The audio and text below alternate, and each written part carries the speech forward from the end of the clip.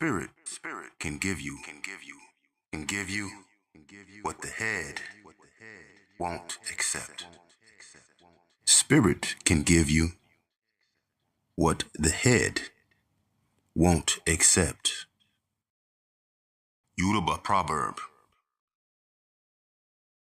How we see the world, how we see the world, how we see the world informs how we see ourselves.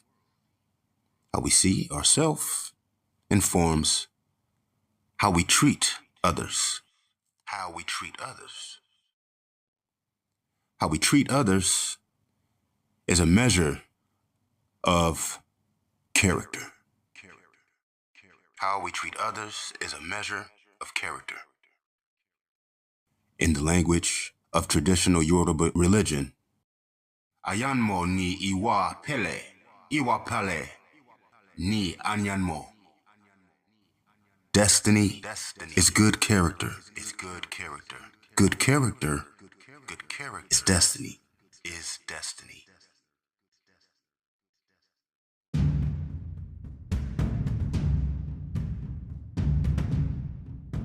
This saying means when your future is unclear, simply do the right thing in the moment and you will be guided towards your fullest potential. Simply do the right thing in the moment. Simply do the right thing in the moment. Simply do the right thing in the moment and you will be guided towards your fullest potential. Traditional code of Yoruba culture is called Ifa. The word Ifa means wisdom of nature, or that which guides through the process of spiritual growth. Ifa is the absorption and integration of ancestral wisdom in personal human experience. Ifa is the absorption and integration of ancestral wisdom in personal human experience.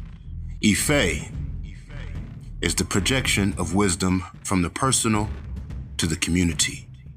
But Ife is the projection of wisdom from the personal to the community.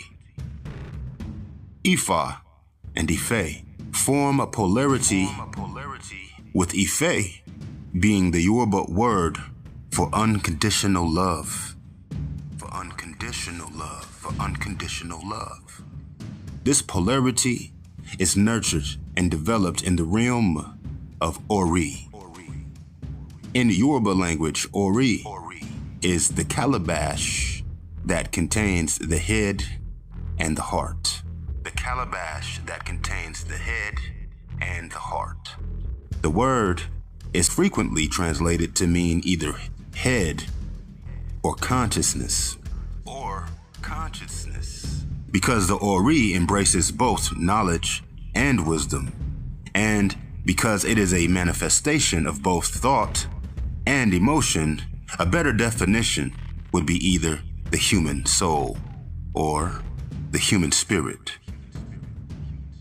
The sacred scripture of Ifa asks the question, how do we know we have discovered our destiny?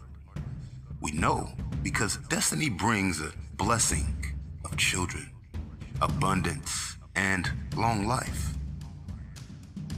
Destiny is described by Ifa as a source of peace and joy.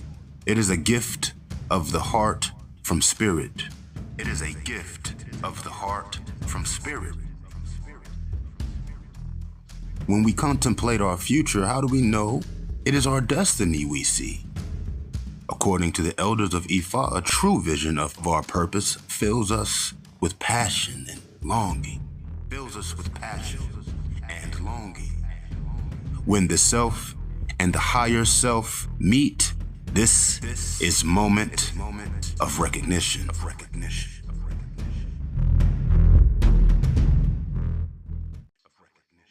This vision does not bring an end to suffering. It does, however, set the standard for experiencing a sense of balance. Ifa says, Ti aba nji ohun aladidun le i je Orosbo, Onje, Yio, Pandana, Padanu Adon Re. Meaning, if we eat sweet things and avoid the bitter cola, all food will lose its flavor. If we eat sweet things and avoid the bitter cola, all food will lose its flavor. In 1989, I traveled to Ode Remu in Ibiju State, located in the southwestern region of the Nigerian rainforest. It was my intention to study the systems of divination, healing, and spiritual transformation used in traditional Yoruba culture by the elders of Ifa. During 5 subsequent trips to Ode Remu, I was given a glimpse of a spiritual legacy that traces its beginning to a time that predates recorded history. Ifa says, Ti ibi ti afe, loko base pataki, gobgo, onani pataki. Meaning, if it doesn't matter where you are going, any road will do. If it does not matter where you are going, any road will do.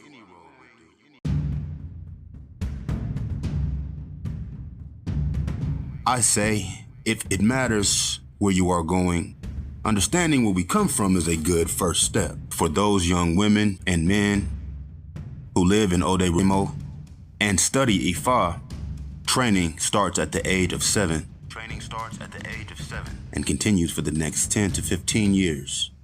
The education involves memorization of 256 verses of oral scripture, including the prayers, invocations, songs, dances, and herbal medicine associated with each verse. The entire oracle is spoken by the trainees once a year at the annual Ifa Eku Odun. Ifa greets the new year and takes 4 full days at recitation to complete.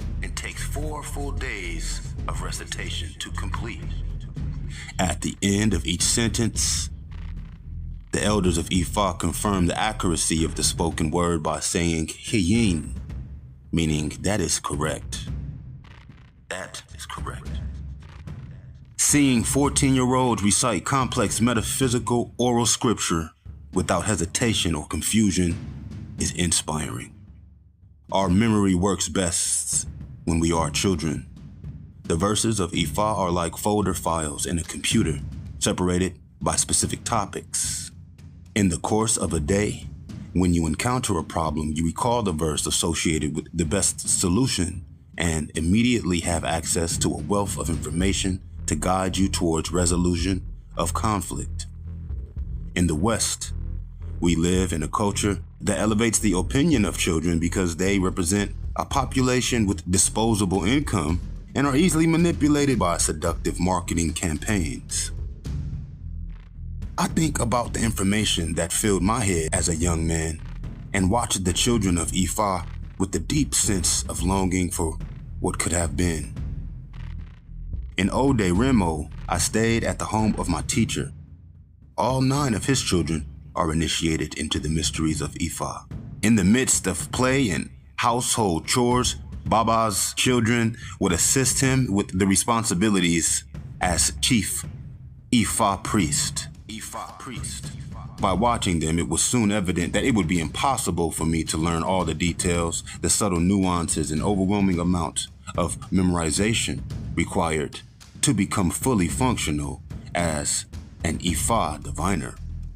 Instead, I focused my attention on understanding metaphysical principles, recording prayers, analyzing the structure of various rituals, and discussing philosophical concepts needed to interpret the portions of the oracle that are available in print in English. I wanted an overview that would put the bits and pieces of information I had into a larger context. On my first trip, I noticed Ifa is taught in the extended family by every age group. 10-year-olds teach the 8-year-olds, 12-year-olds teach the 10-year-olds, and so on until you become a grandparent. Everyone in the Ifa community is both student and teacher, mentor and mentored. and mentored. Wazoo, my first instructor, was 9 years old when we first met. I have learned as much from him as anyone who has taught me Ifa.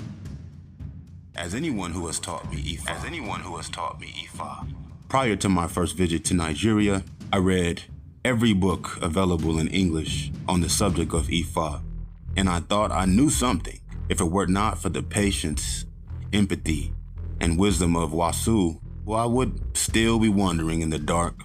Assuming I was right, he would shift from teaching Ifa to throwing rocks with other kids in front of the house, and then switch back again to assuming his duties as a priest. He is both brother and son.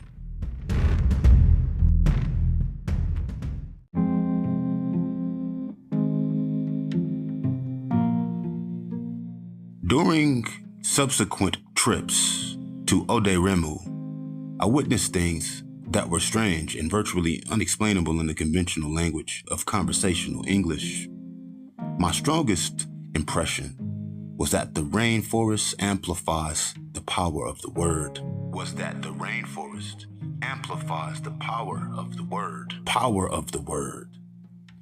All words have power, but the effect of words in a large city, devoid of natural ecology, is to mute or smother the transforming potential of prayer and positive intentions.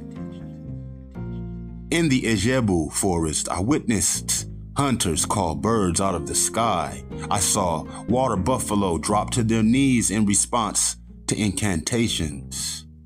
I have watched wild dogs roll over and go to sleep after dirt was tossed on their heads.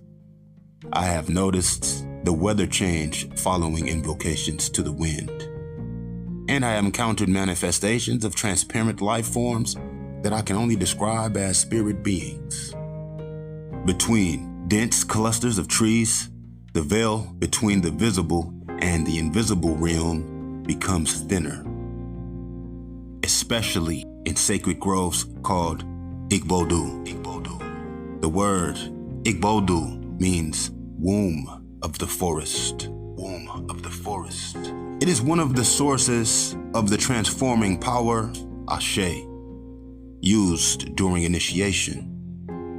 In my experience, stepping into Igbodu can open unused portions of the brain.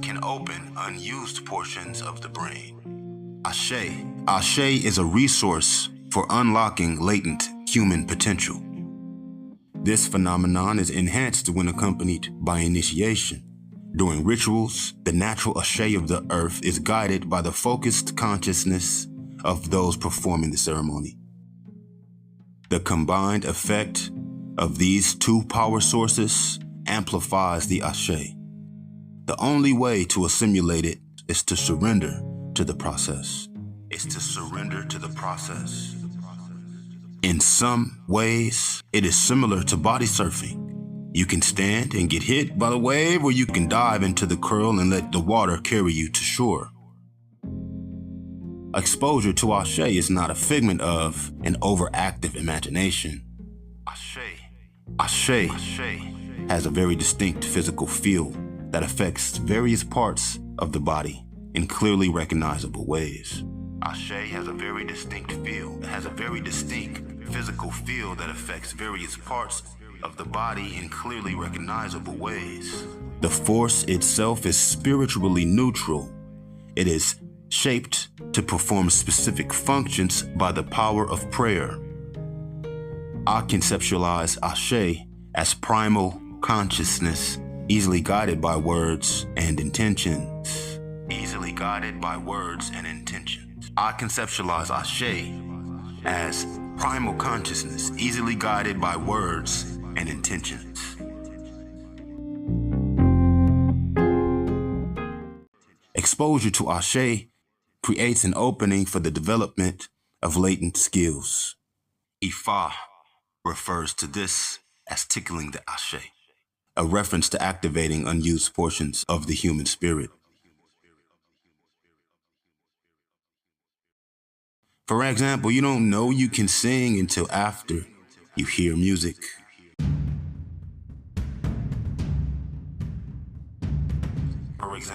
don't know you can sing until after you hear music.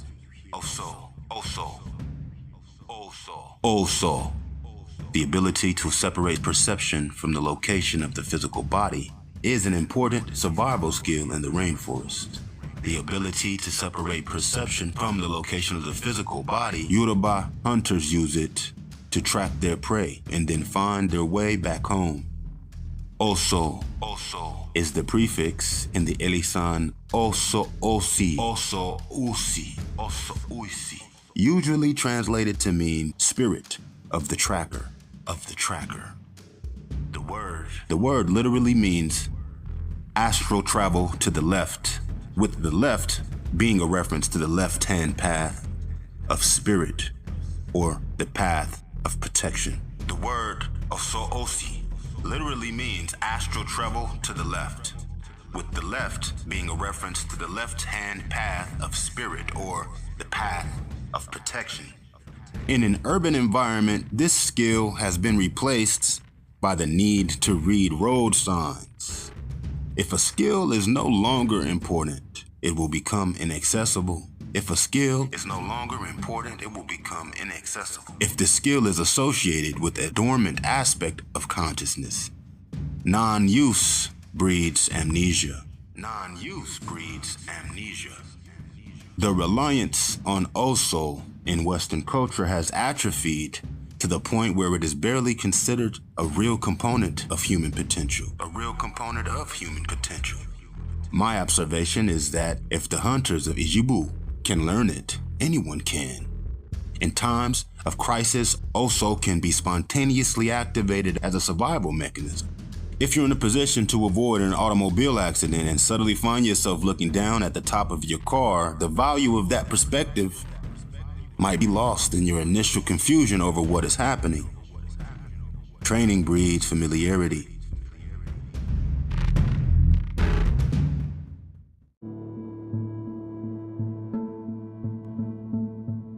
In the early stages of my study of Ifa, I was intoxicated by the allure of the mysterious. Oddly shaped energy patterns would appear at rituals in response to highly charged invocations. I experienced internal effects of my physical body that felt like I was hit by a train.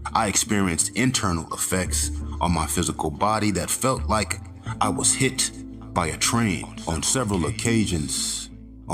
occasions, the force of Ashe knocked me to the ground.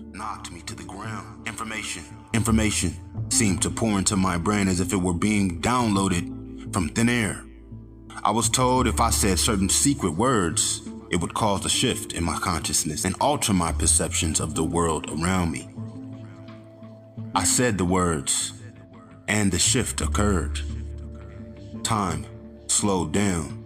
Lights flashed in and out of my peripheral vision. Shadows scurried across the ground and natural sounds dramatically increased in volume.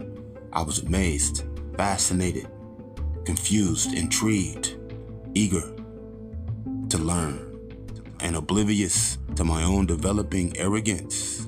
The old saying, power corrupts, usually applies to politics. It can be equally true along the path of self-discovery. In retrospect, the allure of mysterious became an obstacle to the real work, the work of internal, personal transformation and growth. Some 15 years later, this is what I know. If you use magic to avoid dealing with yourself, you will eventually greet yourself in the street. The only way to fix a problem is to deal with it head on.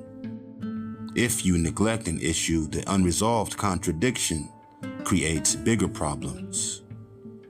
Eventually, the problem becomes so large, it is impossible to avoid.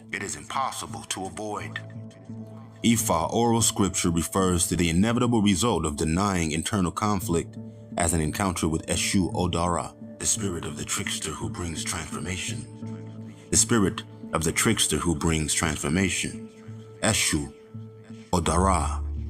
has the task of snatching the rug out from under your feet just when you think you're having everything under control. The message from Eshu is always the same. When it comes to living in the world, the human spirit does not control nature. The best we can hope for is to be appropriate in the moment. The best we can hope for is to be appropriate in the moment. We accomplish this by living in harmony. By living in harmony with the world and through communication with nature. Communication with nature. The ability to avoid unwanted disruption from the spirit of the trickster could be called single point concentration. Could be called single point concentration. When I was younger, I used to box. I noticed when I got hit in the face, the image of the glove pressed against my nose lasted longer than the actual event. If you think the glove is touching you at the moment your opponent is loading up for another strike, you're in trouble.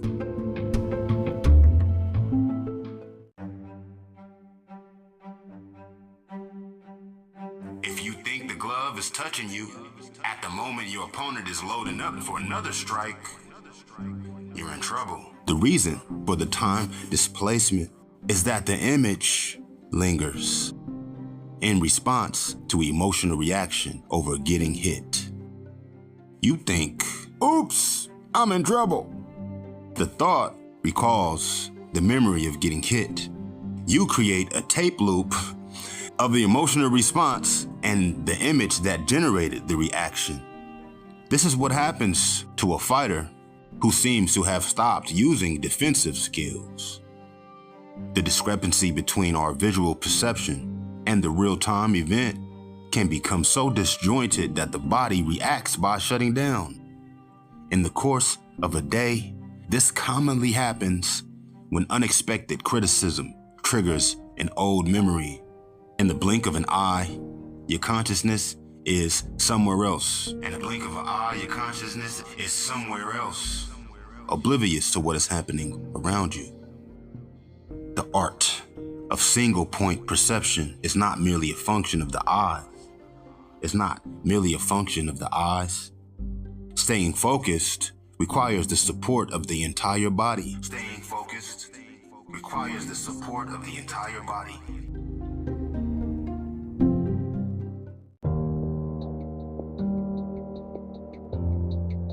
If the mind displaces itself in time, an element of Oso comes into play. Not necessarily a full-blown out-of-body experience, but rather a subtle separation of the inner spirit from the physical body. When this occurs, there is a tendency to place our weight on our toes. Single-point perception requires the weight to be on our heels, placing our spine in alignment with the hips and legs. This gives the body full access to the complete range of physical sensations that send information to the brain. This gives the body full access to the complete range of physical sensations, that send information to the brain. Open access is inhibited if we allow internal conflict to interfere with our view of the world.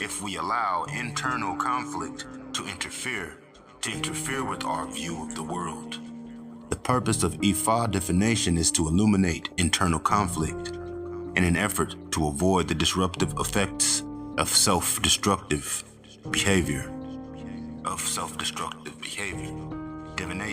Divination is a problem-solving tool and not a fortune-telling gimmick. Ifa does not make arbitrary predictions. The oracle explains the consequences of specific behavior by explaining the consequences of specific actions. There is nothing magical in telling a person if they sit in a fire, they will get burned. If I could do magic and fix all of your problems, the only result would be you would become dependent upon me to resolve your conflicts in your life.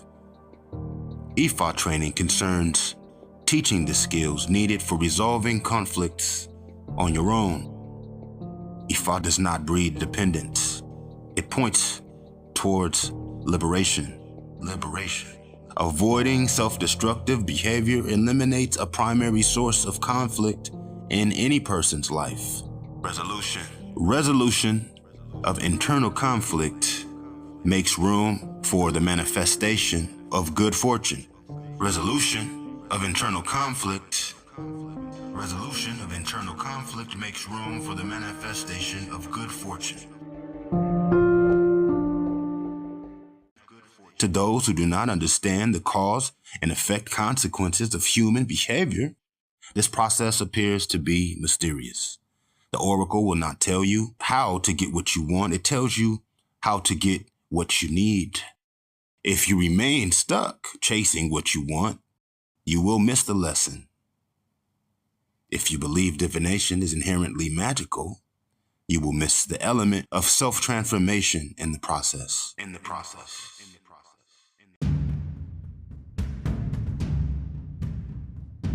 I wrote 3 books in an effort to share some of the information I received from my fathers and brothers in ORI. The information was very specifically related to the spiritual practice of one small village in a very large rainforest on a large continent filled with countless cultures and religious traditions that preserves a depth of wisdom beyond imagination. As an expression of my arrogance,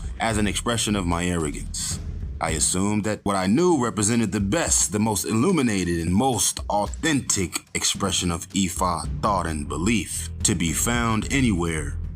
I took persistent effort to see the extent to which an elevated sense of the value of my training was a result of Western conditioning and not a product of either personal growth or Ifa training. The realization made me wonder if I could continue to practice the spiritual discipline that consumed my attention for 20 years. This was yet another encounter with Eshu Odara. If I thought I could use magic to avoid transformation, not making use of my training was still avoiding transformation. Resistance to change is the source of what Ifa calls.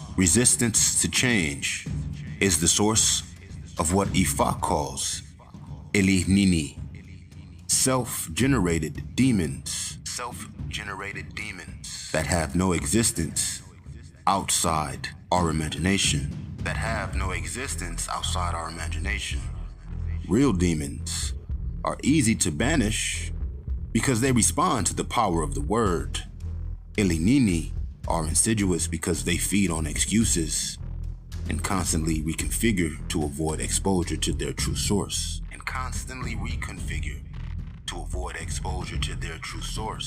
Elinini are classic examples of elemental shapeshifters.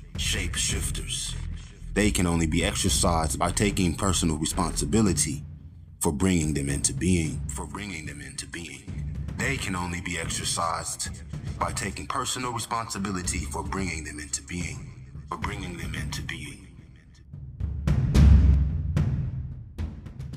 It has been 10 years since I completed my last book on Ifa. It would be safe to say during that time, virtually everything I thought I knew about traditional Ifa metaphysics has shifted significantly. I suspect another 10 years, I will say the same thing about what I think I know today. I've come to understand that the quest for self-understanding is never complete. The best we can hope for is to say, I am a better person today than I was yesterday. And I aspire to say the same thing tomorrow.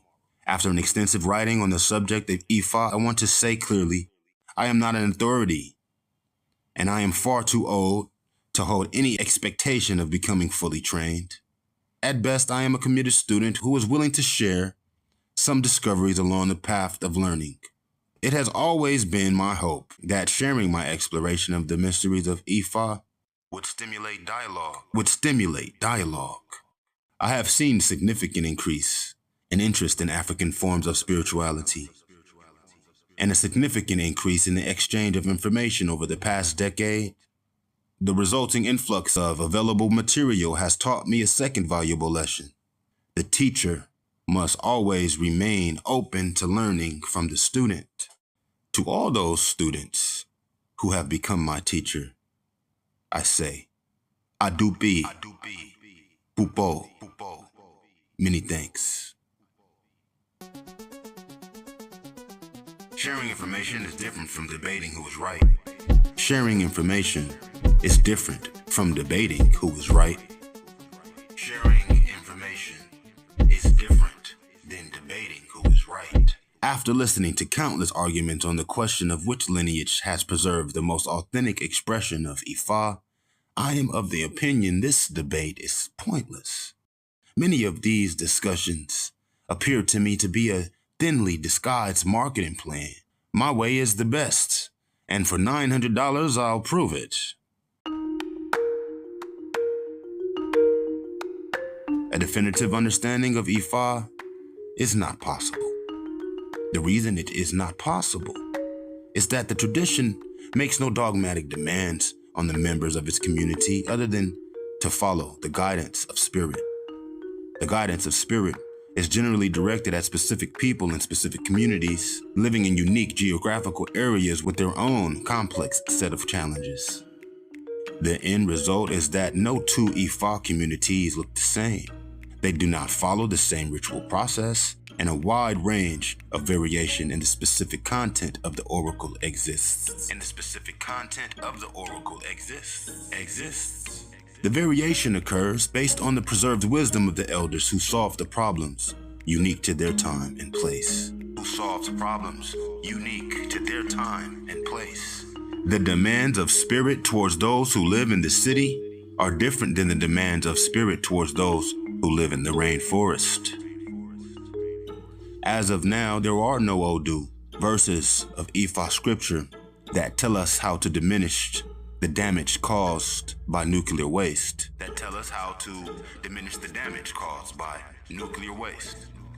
The demands of spirit towards those who live in a distinct cultural community are different from the demand of the spirit towards those who live in a multicultural community. Virtually everyone who lives in Ode Remu is from Ode Remu and speaks Yoruba.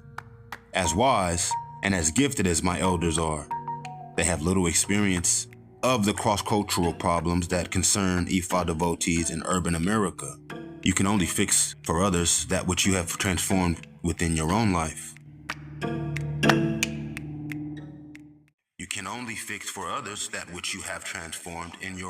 This is the principle behind 12-step programs. You also cannot assume everyone is faced with the same challenges in their daily life as ones you encounter. Making this assumption is called projection. The process of projection makes problem solving impossible because there is no objective view of the issue. Ifa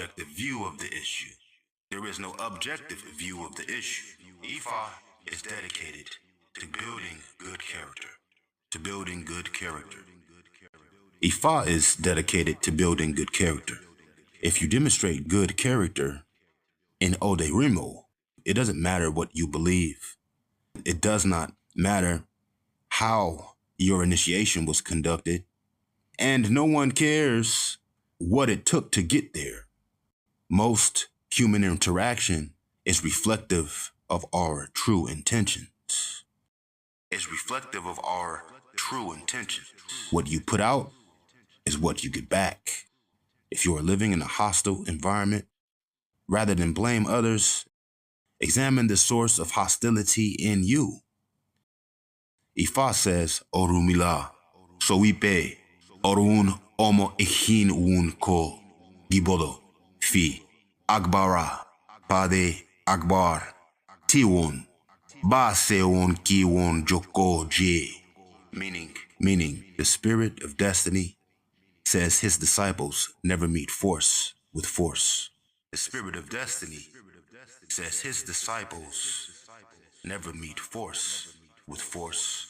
Meaning, the spirit of destiny says his disciples never meet force with force. When they are offended, they sit quietly. To sit quietly is to contemplate the source of disruption and consider effective resolutions. Anger and violence are reactionary responses triggered by the heart alone. Good character is the result of balance between the head and the heart. As a strategy for resolving conflict, blaming others never works.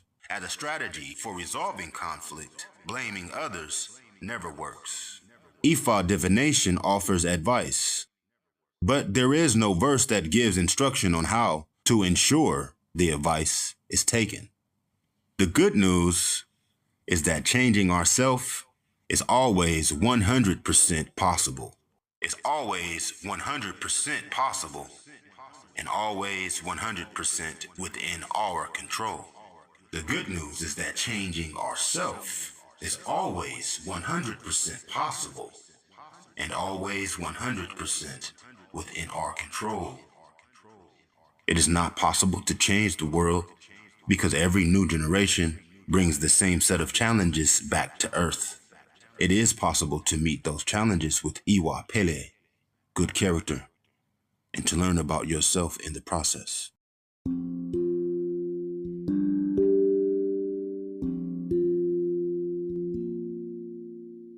From an existential point of view, based on the observation of human behavior, there are two approaches to the challenge of self-illumination. One is static and rigid. The other is dynamic and open-ended. The static point of view is based on the acceptance of a litany of beliefs concerning the nature of reality. Western theologians refer to this perspective as dogmatic.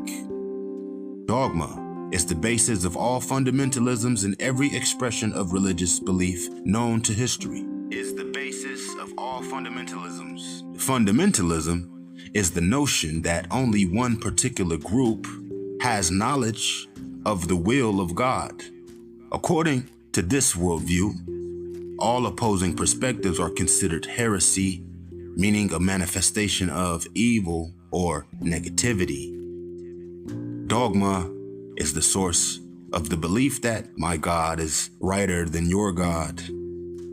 The notion of one true God generates arrogance and has become a popular motivational tool for invoking war. The early Greek philosophers described fundamentalism as the sin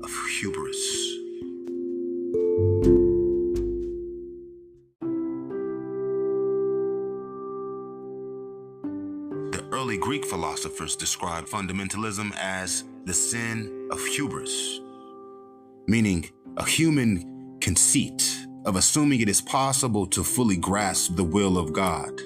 The human conceit of assuming it is even possible to fully grasp the will of God. Ifa attempts to avoid hubris by stressing humility. In Ifa, the Awo mystery of creation remains forever unknowable. Olodumare, the source of creation in Ifa cosmology, has no shrines, no oriki, invocations, and no direct involvement in human affairs. The only way to truly know God is to become God. Ifa says, the child never becomes the parent. In philosophical terms, the finite never becomes the infinite. We create dogma every time we make a decision based upon unconfirmed assumptions. One day I arrived at the Chicago airport and waited for my luggage to appear on the carousel. I did not see it. I assumed the airline lost my suitcase. I complained to an attendant on the floor. I complained to a man behind the lost and found desk. I made intemperate remarks to anybody who would listen. Then I saw my luggage on another carousel.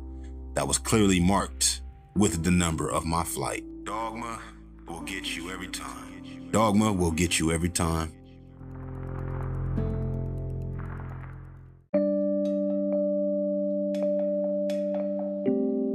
Ifa does make observations about the nature of creation as it comes into being in the visible world.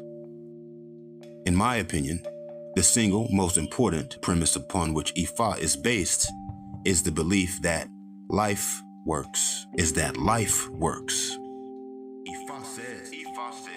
Ifa says, Olukun ma nipeze, onje fun owun omo okun, meaning the spirit of the ocean always provides food for the children of the sea.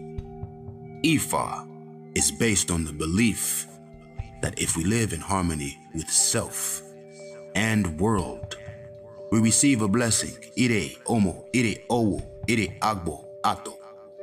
Children, abundance, and long life. Children, abundance, and long life. For this premise arises the notion that if my life gets better, your life gets better. That if my life gets better, your life gets better. The more I am able to care for my children, receive the blessings of abundance and good health, the easier it becomes for others to do the same. The easier it becomes for others to do the same. How is it possible? How is this possible? How is this possible? It is possible because as my life gets better, I have more resources available to me to assist those around me. Your life does not get better if I spend my time being jealous of what you have. Your life does not get better if I spend my time being jealous of what you have and engage in schemes to take it away from you. Any denigration of another is a denigration of self. Fundamentalism, in all of its religious manifestations, is based on a consciousness of scarcity.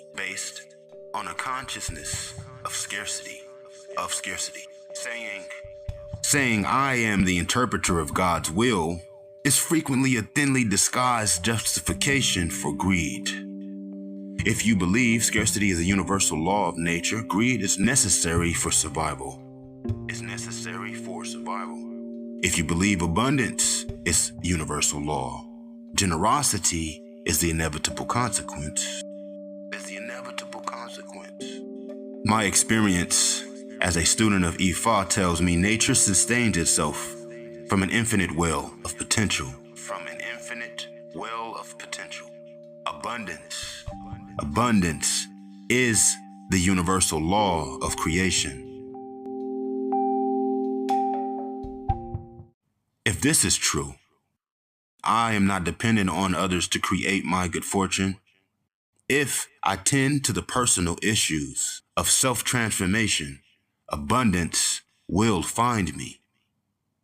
No internal change occurs when I am stuck in issues of jealousy, envy, and greed. If I waste my time wanting what you have, I rob myself of the experience of learning how to manifest what I need.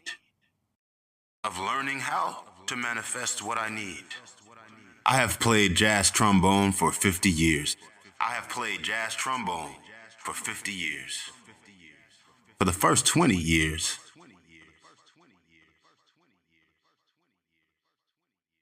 I wanted to sound like J.J. Johnson. I was always disappointed in my efforts. One day, I decided to sound like myself, and I have enjoyed playing ever since. In contrast to dogmatic perspective, the dynamic point of view is based on a methodology for viewing the world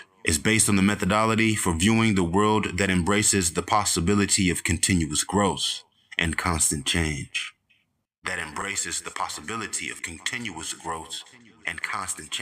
Western theologians refer to this perspective as Gnostic.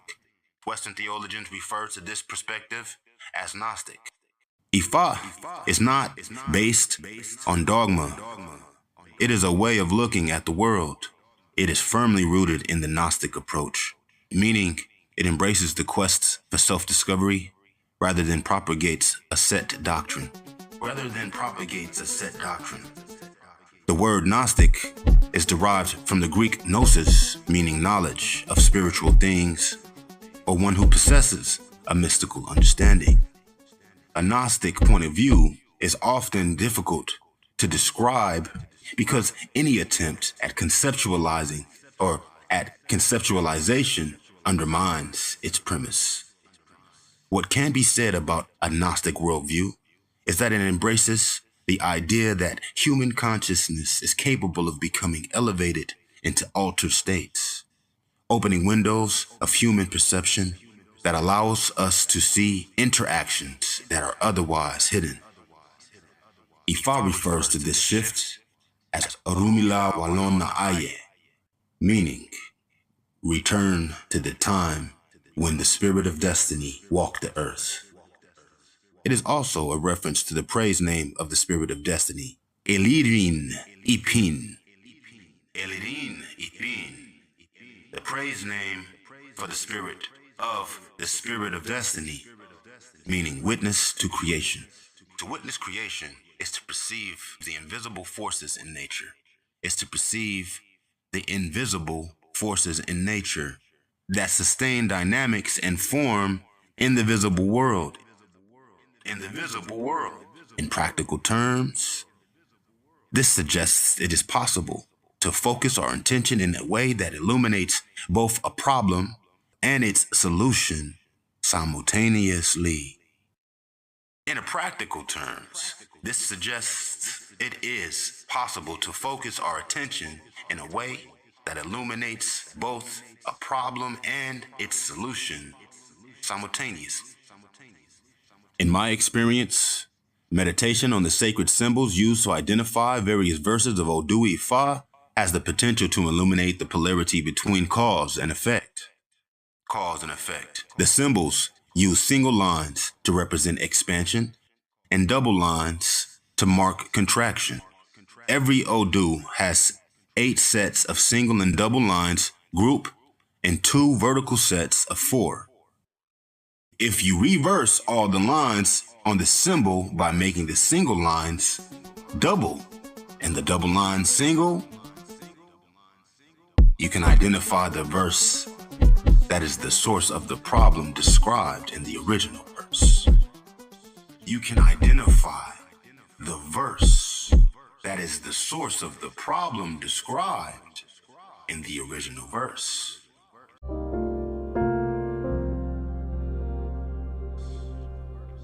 This is a way to begin to understand and grasp the ideal of polarity and balance.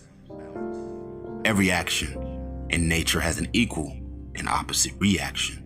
Anyone who has spent time in the forests knows that for anything to live, something else must die. The palm tree that comes to maturity wipes out the smallest sprouts in its shadow. The snake eats the rat eats the lizard, and so on down the food chain. Nothing is either intrinsically good or evil. Every yes carries a no. Blessings require a sacrifice. The joy of marriage includes limitations on personal independence.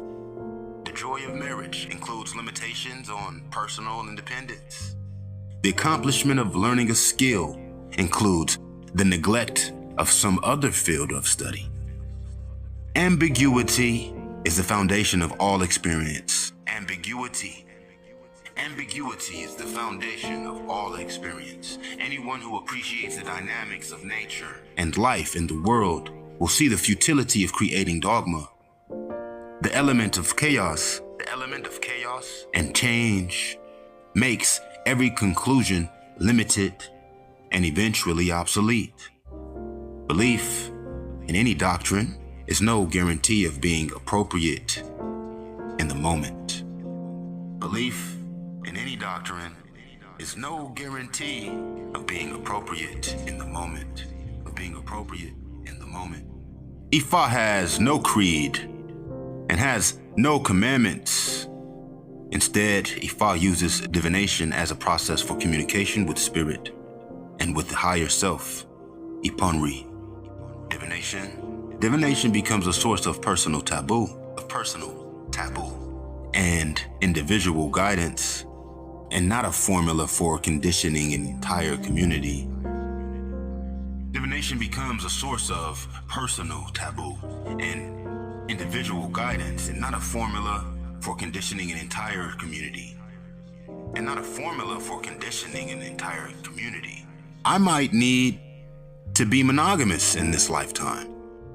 You might need to be polygamous. One person's taboo has no direct impact on the behavior of another. Divination can be done for an entire community, but that divination is in response to a specific concern. The message for a particular community from spirit is for a specific group of people and does not extend to other communities. On occasion, someone will ask me to comment on the content of divination from another diviner. I do not think it is appropriate to respond to this question in other than general terms. Divination includes the invocation of spirit. Interpretation involves messages from spirit directed to a specific person. Without having being present to hear the intervention of spirit, any comment by me would be uninformed and defeat the whole purpose of divination as a problem-solving tool. I have also noticed that when someone is looking for a second opinion about a particular verse of Odu, they are frequently looking for confirmation of dogma rather than following the instructions of the original diviner. In order to embrace a Gnostic perspective, it is necessary to consider the possibility that creation is an emanation from source and that all things are a reflection of the ground of being. Theologians refer to this idea as a covenant with source, the belief that the Creator reveals itself through creation.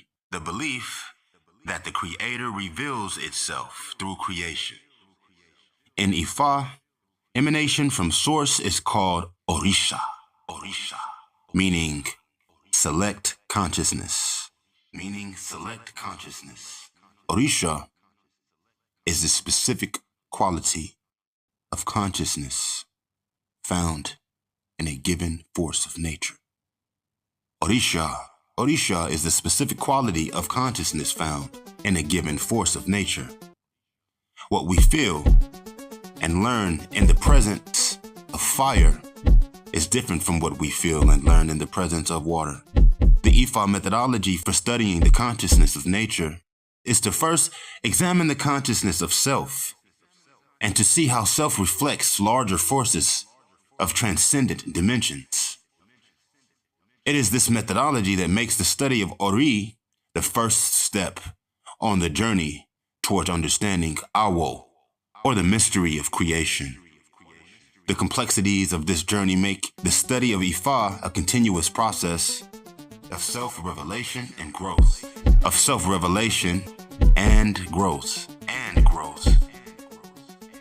Most of this material is based on training from my lineage of Ifa. It is not the only way. It is simply a way.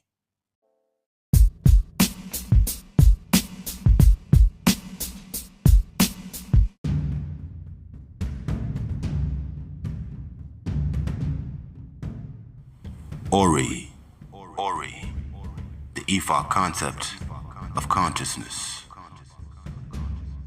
Ori, the Ifa concept of consciousness. Ori, consciousness. Ori is a Yoruba word used to describe the vessel that is able to process conscious thought. Ori is a Yoruba word used to describe the vessel that is able to process conscious thought. In the Ifa description of Ori, Consciousness is an integration of thoughts and emotions. In the Ifa description of ORI, consciousness is an integration of thoughts and emotions. When an Ifa elder is admonishing someone to think clearly, they will typically point to their heart and not their head.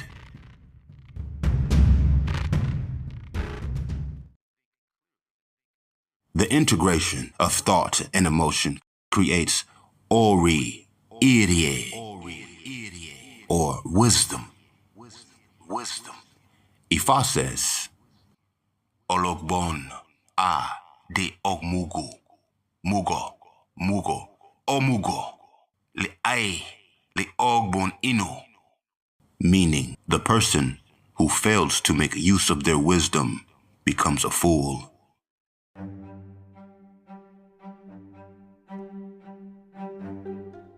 According to Ifa, ORI has four distinct arenas of perception.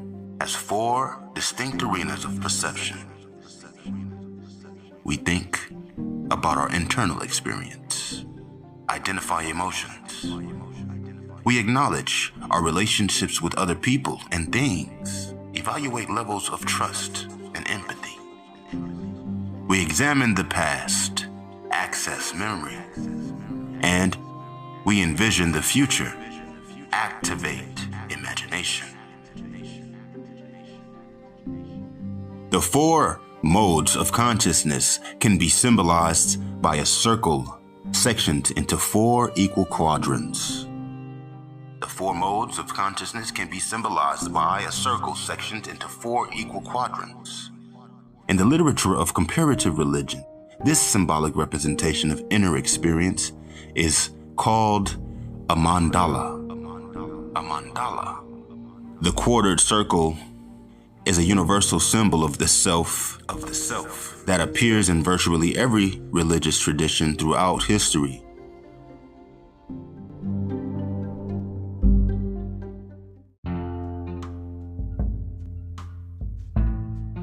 It is found in the sand paintings of Hopi shamans, the healing circles of Tibetan Buddhists, the temple art of Islam, the stained glass windows of Gothic cathedrals, and the markings of the Ifa divination tray.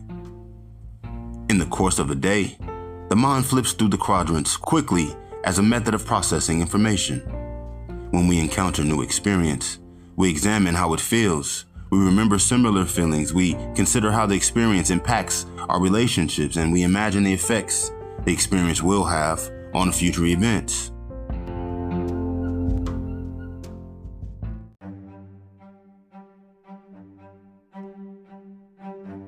When we encounter new experience, we examine how it feels.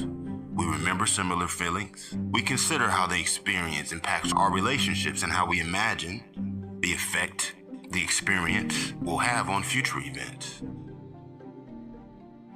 Ifa says, Orisirisi, Edilowo, Le Yato, Yato Fun, Eda, Tojade,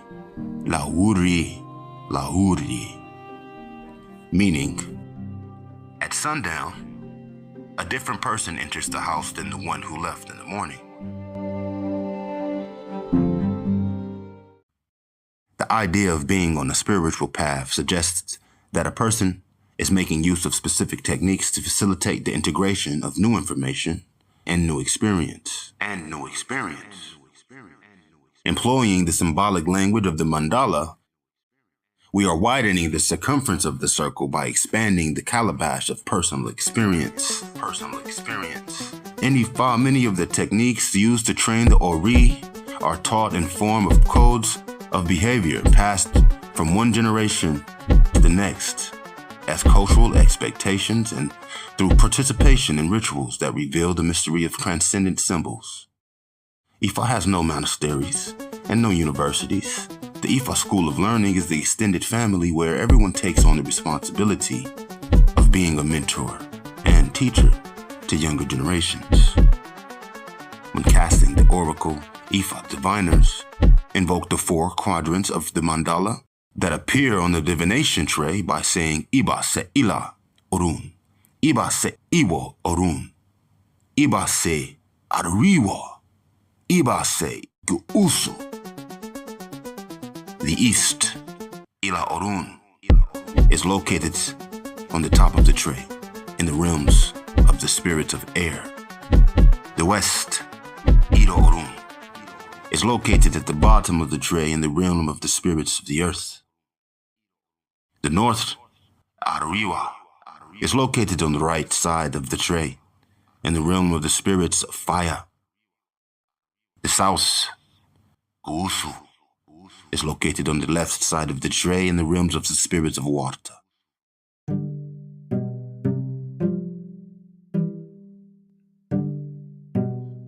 In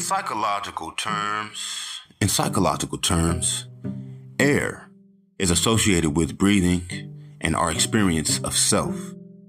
Earth, the west, is associated with survival and our relationships with others. Fire, the right side and the north, is associated with transformation and our ability to vision the future. And water is associated with the amniotic fluid and our memories of the past.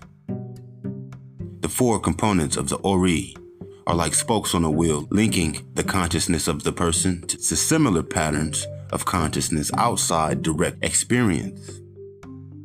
This means ORI has access to transcendent realms of perception called Orun in Ifa, and often referred to as the collective unconscious or subconscious in transpersonal schools of psychology.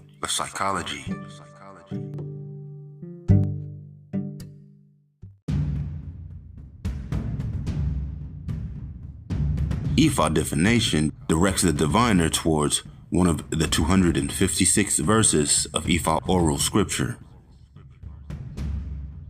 The verse identifies the client's most compelling immediate spiritual lesson.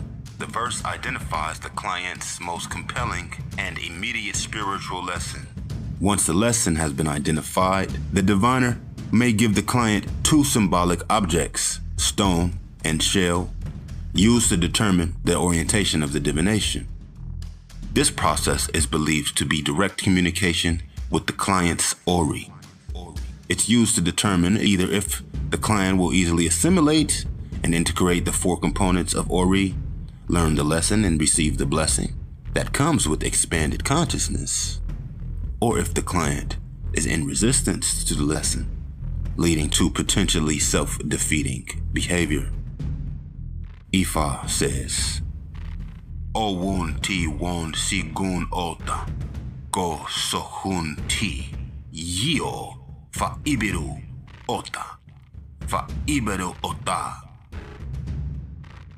meaning, those who conquer the enemy within have nothing to fear from the enemy without.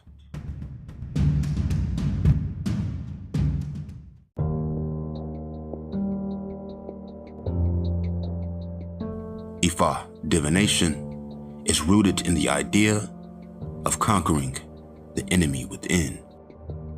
The smooth assimilation of the lesson from divination is called irie. The word for resistance to the lesson from divination is ibi. In Yoruba, the word ibi means afterbirth. Holding on to the placenta after delivery is fatal. The use of the word ibi in the context of divination suggests the person is holding on to thought forms that are resistant to the lesson at hand. I would describe ibi as opposition to embracing an open-ended worldview. Ibi is the solidification of dogma. Solidification occurs because letting go of strongly held beliefs is experienced at loss of self. It literally feels like a threat to your physical existence. More accurately, it is a spiritual death that lays the foundation for rebirth and continued growth. The death of the old self is frightened and seldom comes without struggle or resistance. Ifa says, Iberiu, eye, ye, fa iku, aratabi, ti imi. Meaning fear is the parent of premature death. Resistance to change requires full-time effort. If you focus all of your attention on ignoring your lessons, there is no time for living in the moment. Failure to live in the moment is extremely dangerous. Learning Ifa is a process of embracing modes of behavior that facilitate the smooth transition of Ibe into Irie.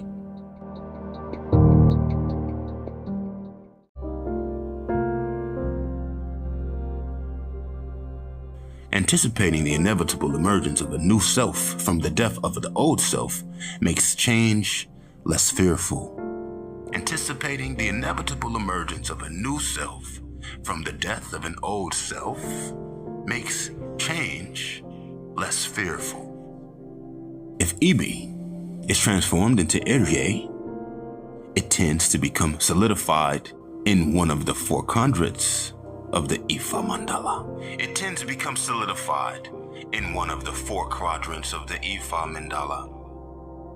Someone who is afraid of the future will remain stuck in the past.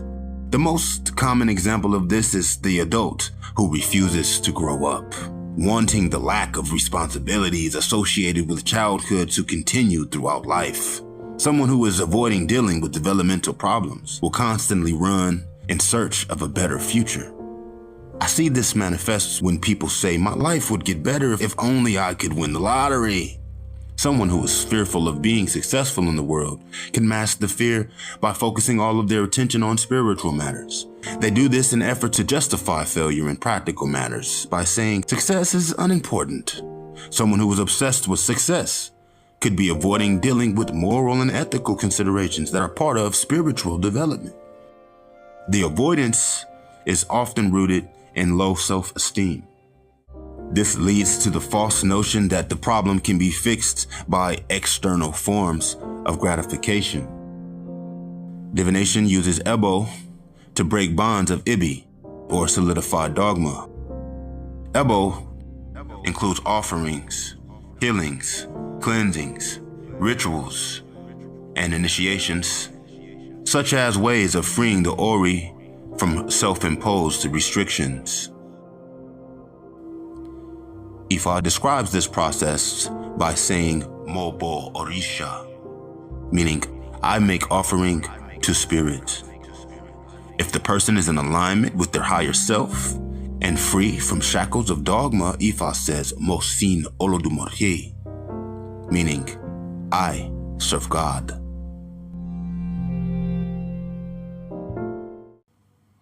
Staying stuck in Ibi literally deifies the problem. Instead of worshiping Source, we worship whatever it takes to stay stuck. Christians call this idolatry.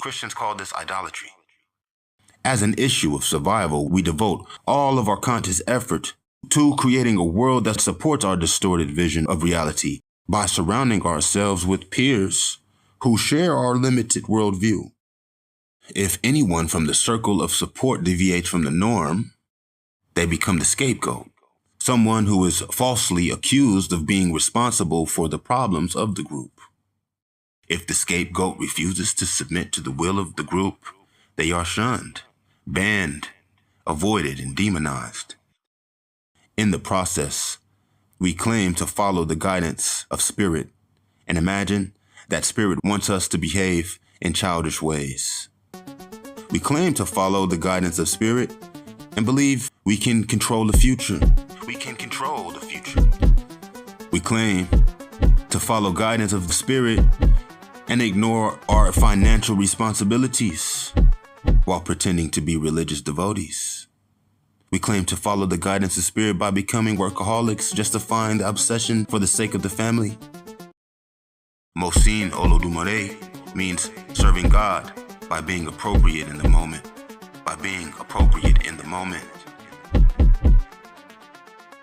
being appropriate in the moment. Being appropriate in the moment can only happen if we see the world unencumbered by delusions generated by dogma.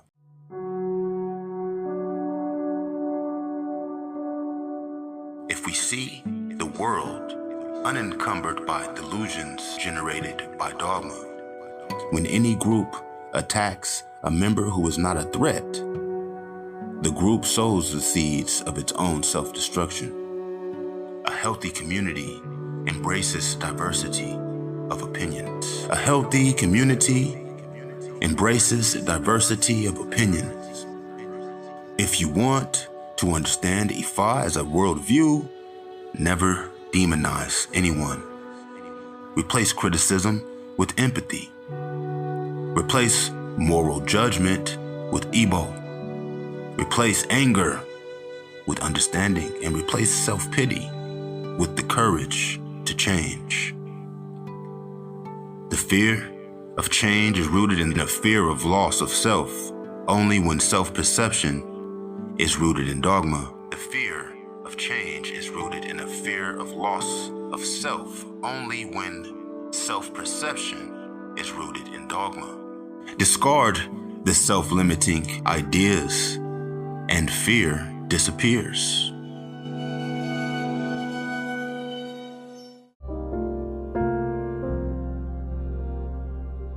Discard the self-limiting ideas and the fear disappears.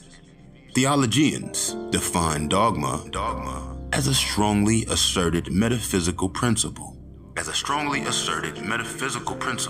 Dogma is commonly associated with religious indoctrination. From a psychological perspective, most individuals create dogma during their developmental years when their interpretation of life experience is falsely elevated to an inflexible, personalized view of the laws of nature.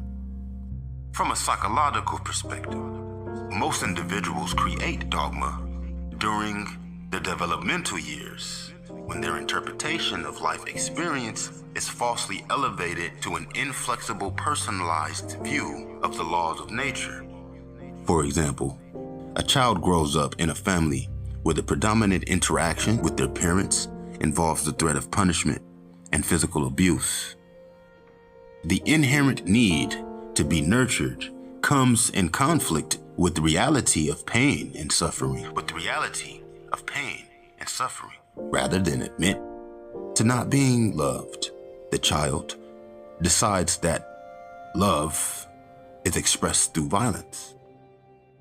Growing up, the child will associate with other children who share the same worldview.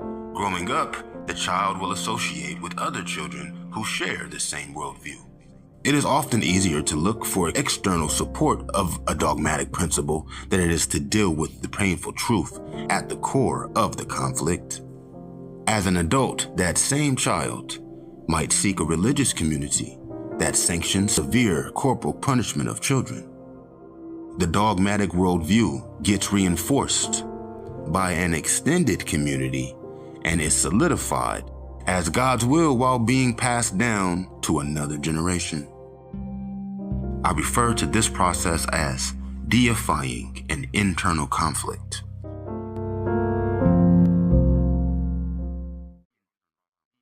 Nazis believed genocide was God's will. There was a time when Catholics believed burning witches was God's will. There are Christians today that believe killing abortion clinic doctors is God's will. Every American president who has declared war does so with God's endorsement. Anytime you claim another human being is unworthy of being a part of your community, you are invoking what you believe to be God's will. The only way you can convince yourself you are a prophet is to surround yourself with people who also think they know the will of God. At this point, your personal Ibi becomes communal Ibi. Communal Ibi makes the job of personal transformation even more difficult. Encouraging communal Ibi is the tactic of colonialism, better known as divide and conquer. Once an unresolved problem is arrogantly elevated to a dogmatic principle, there is no impetus for resolution. If I believe God wants me to be a racist, I have no reason to examine racist behavior. If I believe God made men superior to women, I have no reason to examine my sexism. Once we invoke God's will, life becomes very simple. The problem is the ORI knows we are embracing a lie. The more the lie becomes manifest in the world, the more likely ORI will send Eshu Odara on a mission to shake the Ibi loose and continue the process of growth.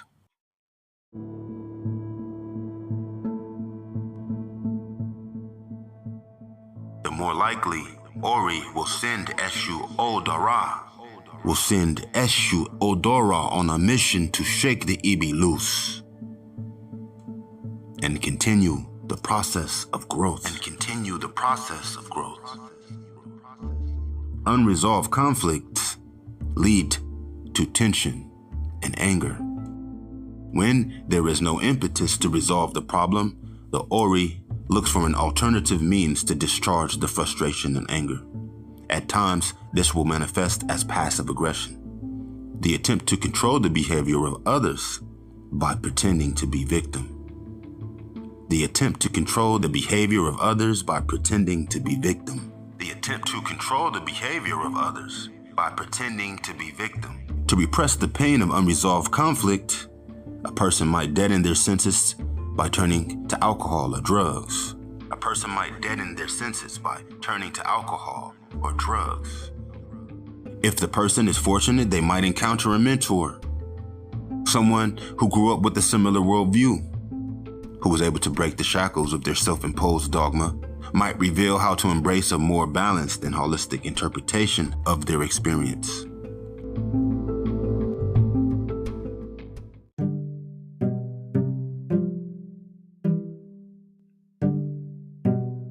An example that is all too prevalent is the child who was raised to believe sexuality is evil.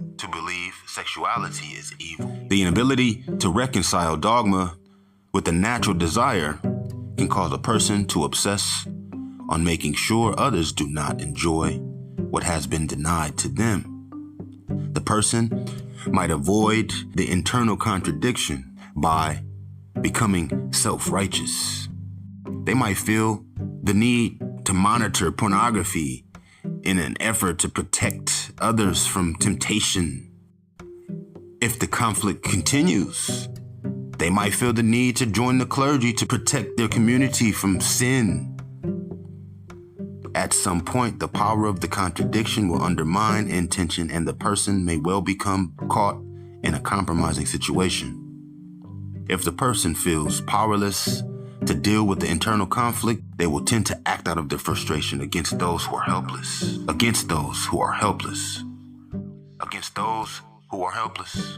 At this point in the avoidance scenario, they may even convince themselves that pedophilia is an expression of God's love. Ifa divination is a tool designed to identify self-destructive tendencies before others in the community are damaged. Divination cannot work if Ifa is merely perceived as fixing a problem by magically manifesting a desired result, without taking into consideration the need for personal transformation. I am not saying that magical expressions of willpower do not work on a short-term basis. Nevertheless, it is important to recognize that it is ultimately self-defeating.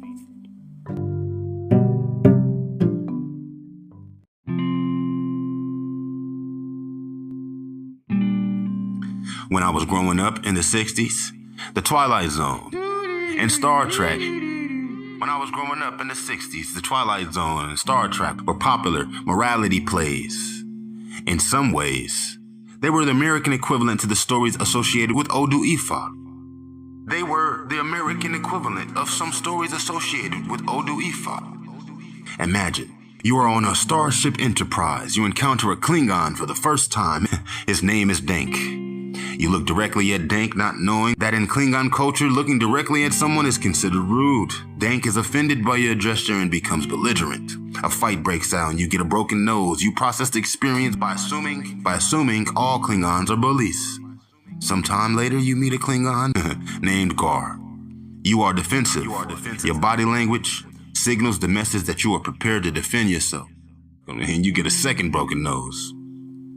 Your dogma is becoming solidified. Later on, you become stranded in a place with no food or water. A Klingon bird of prey comes to your rescue. You refuse to aid because you are convinced it is a trap. In the language of Ifa, Ibi is creating more Ibi, eventually leading to premature death rather than a blessing of long life. You remain stranded, never once looking at the consequences of holding on to a worldview that is rooted in a mistake that was originally of your own making.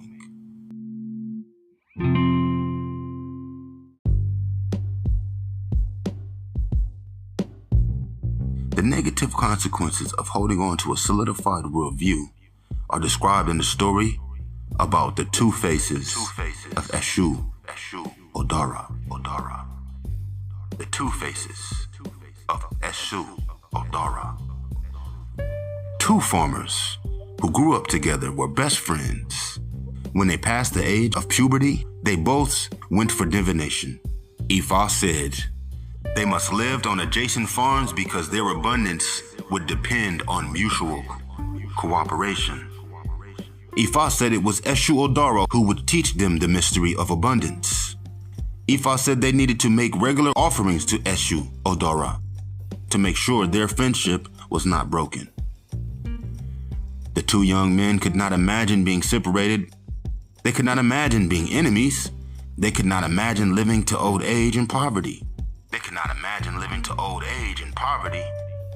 There was no need to appease the spirit of Eshu Odara.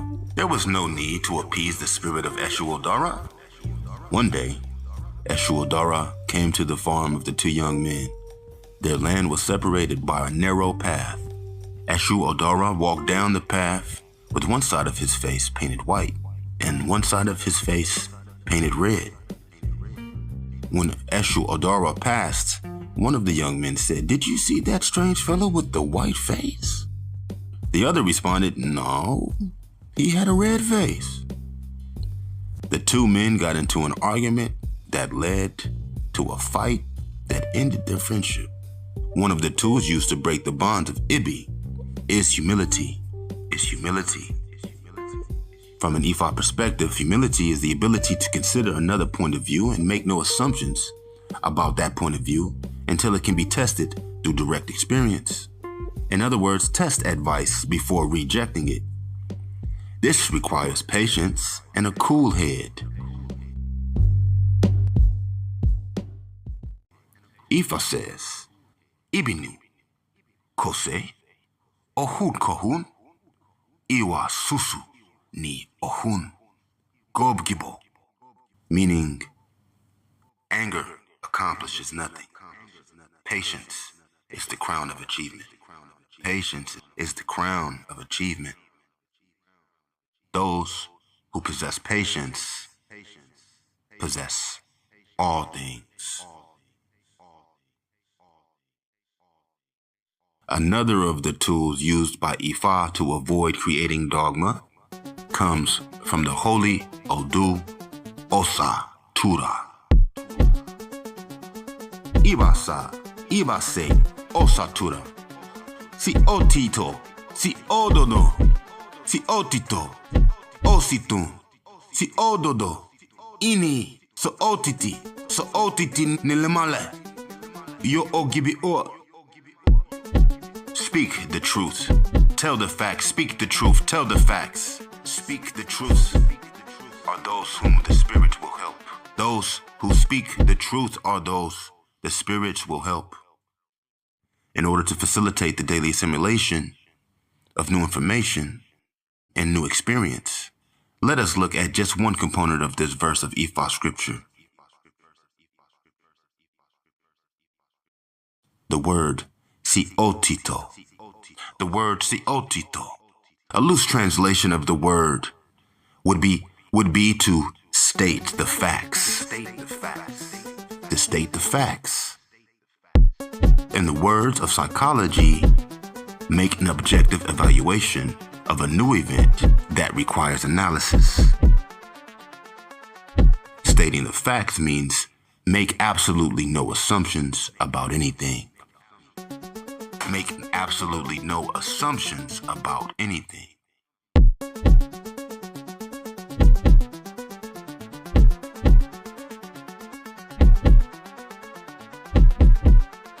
There is an Ifa story about Ogun that clearly expresses the value of siotito. In the olden days, Ogun served as the village executioner. One day, a messenger of the Oba brought Ogun a man who was accused of stealing Oba's dog. Ogun told the messenger he would only execute someone for telling a lie. The messenger said the accused denied committing the crime, and he saw him do it. Ogun cut the head off the messenger, freed the prisoner, and said, "I was the one who stole the dog." If we examine the fable about the encounter with the Klingons, we can create a hypothetical example of how being objective works. The meeting with Dank ended in violence. The assumption was that all Klingons are rude and aggressive. The only way this could be verified is if you personally knew every Klingon. An objective analysis would be to say Dank was rude and violent, without extending the parameters of your conclusion beyond direct experience.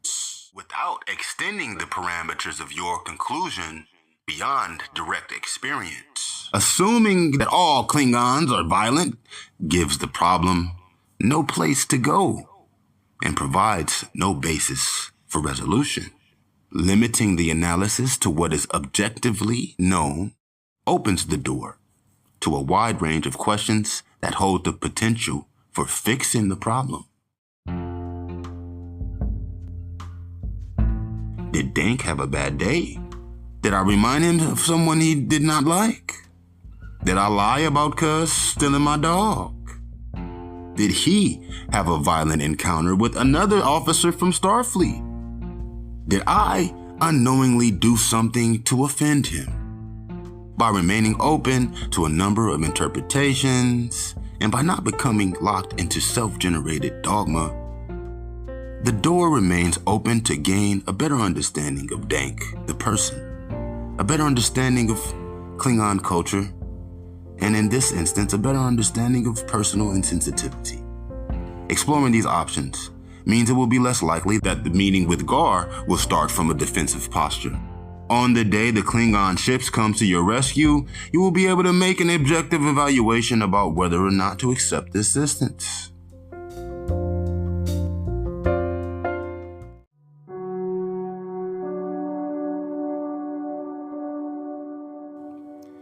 Ifa culture trains the younger generation in siotito through the use of a strict taboo against gossip.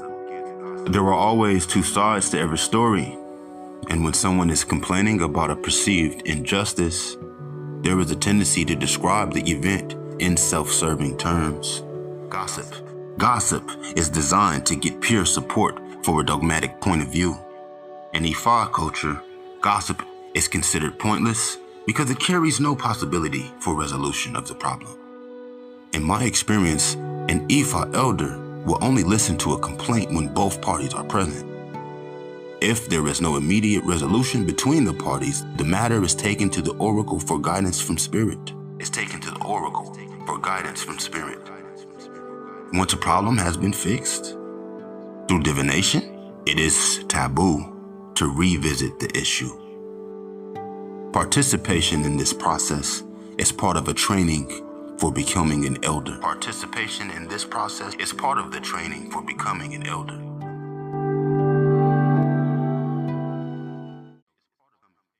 Ifa says, Ikati Ika Ka Cali'sKALYPZO ORI, meaning the person who harms others when they have been harmed is unable to settle a dispute. The person who harms others when they have been harmed is unable to settle a dispute.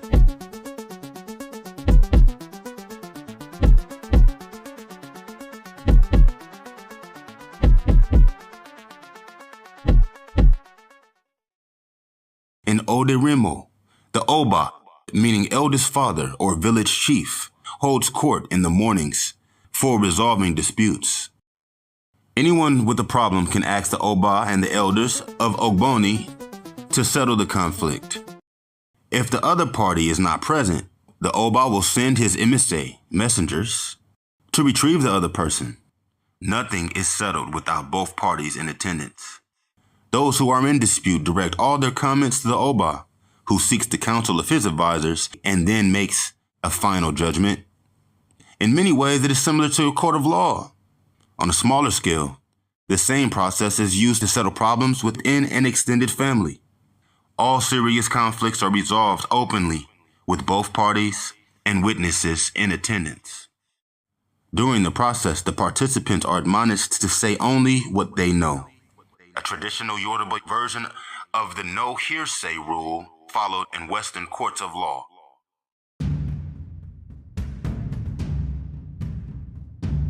Removing assumptions from self-analysis is at the foundation of the Ifa concept of self-transformation. Removing assumptions from self-analysis is at the foundation of the Ifa concept of self-transformation. Such rigorous self-examination is an essential process for those who aspire to learn divination. To take one example, the verses of Odu Ifa make frequent reference to the possibility of good fortune coming from a significant stranger. Using our hypothetical example, if the diviner has a bias against Klingons, the Starfleet explorer who comes for divination will not be told to welcome the rescuer from the Klingon bird of prey. There is an aspect of Ibi that periodically showed up during divination that took me some time to fully understand. It involved the appearance of Elenini, meaning disruptive elemental spirits. At first, it was not clear to me what exactly was meant by elemental spirit.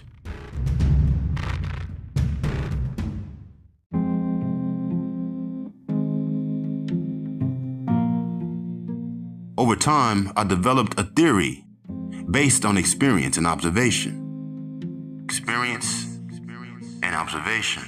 It may or may not be true and is impossible to prove because it involves a particular theory about the structure of reality.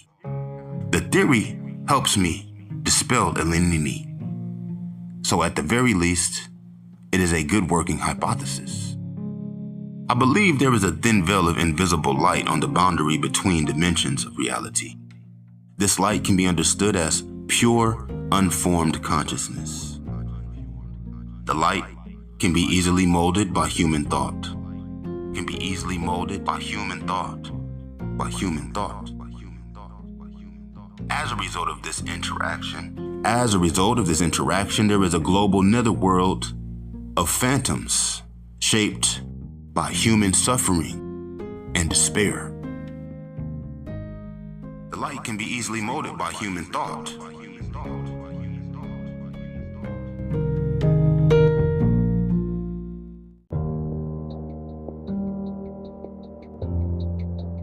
As a result of this interaction, there is a global netherworld of phantoms shaped by human suffering and despair. Shaped by human suffering and despair. If a person is avoiding transforming Ibi, they will look for someone else to blame for their problems. If there is no one to blame, they will create an imaginary demon that they can claim is responsible for the disruption in their life.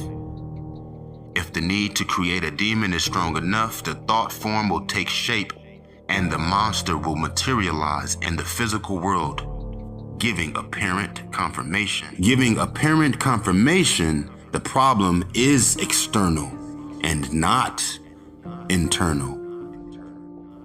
The current psychological literature on demonic possession has gathered convincing data that shows childhood victims of trauma create the phenomena as a form of protection. If you are being attacked by an adult, the best defense is to seek the aid of a monster. Behind every satanic possession is a wounded child. In Ifa, this phenomenon is called Elinini. Real spirits always respond to the power of the word.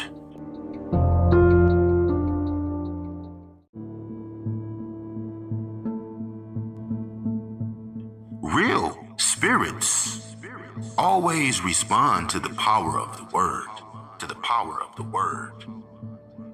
If you tell Igun or Isha to leave, they leave.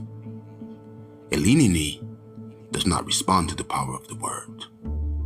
The more you try to dispel it in a ritual context, the stronger it gets. If a ritual exorcism is effective, the old Elinini is replaced by a new manifestation far more powerful than the original. If a ritual exorcism is effective, the old Elinini is replaced by a new manifestation far more powerful than the original. The only way to destroy Elinini is to starve it to death. By this, I mean you have to slowly work away at the internal conflicts that freed the spirit. The only person who can destroy the Elinini is the person who created it.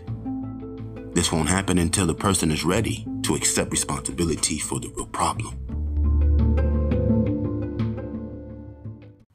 If you try to banish an Elinini in a ritual context, the person who created it will view the ritual as a threat to their identity, you see.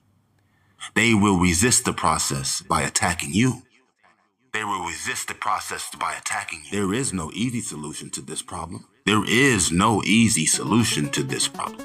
My best recommendation is to refer the person with the Elinini to a mentor, someone who has effectively transformed the real issue. The Igbo, or ritual cleansing, ends up looking more like a 12-step program than an offering to spirit. The Igbo, or ritual cleansing, ends up looking more like a 12-step program than an offering to spirit. It is my hope that as our communities gain more insight into this particular issue, we can share information on effective resolution. Far too often I see the manifestation of elemental spirits given inappropriate credibility by the extended family, and this is extremely disruptive because it can infect an entire community, making everyone distracted by the problems of one person. Making everyone distracted by the problems of one person.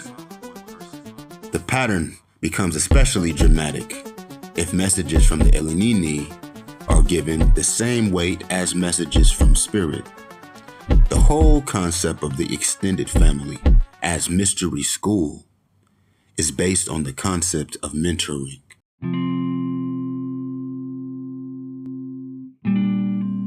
If you are teaching someone who is younger than you, the idea is that you have gone through whatever experience the student is struggling with. As a result, you can give them the best benefit of your life lessons.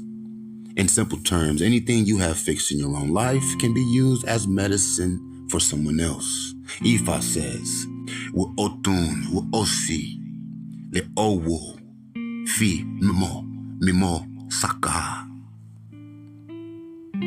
Meaning the right hand cannot wash itself without the support from the left hand. The idea of mentoring informs the way traditional Yorubas greet one another. It is considered rude and inappropriate for a younger person to ask an older person how they are doing, or how they are feeling. The reason for this is because in the Ifa mystery school, a younger person does not offer opinions to give guidance to an elder, based on the admonitions of Siotito. Asking a person how they are doing carries the expectations of an honest answer. If the older person has a problem, the younger person simply is not old or wise enough to offer an appropriate response or solution based on life experience.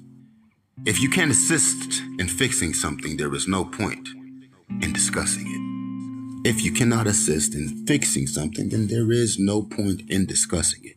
In Ifa culture, it is not acceptable for a younger person to tell an older person what to do by claiming the message came from spirit. A message from spirit directed towards a particular person would be taken to the person's elder for evaluation before being delivered to the intended recipient. One day I was walking through ORI. In the middle of the afternoon, it was very hot. I noticed that everyone but me was inside, in the shade, keeping cool. I decided it was time to return to the Araba's house. On the way home, I got sick. A grandfather came out his house and asked me how I felt. I told him I had an upset stomach. He went back into his house and continued walking. When I reached the place where I was staying, there was a box of stomach medicine on the front porch. The grandfather asked me how I was feeling because he was in a position to fix the problem. How that medicine got to the house before I did, I will never know.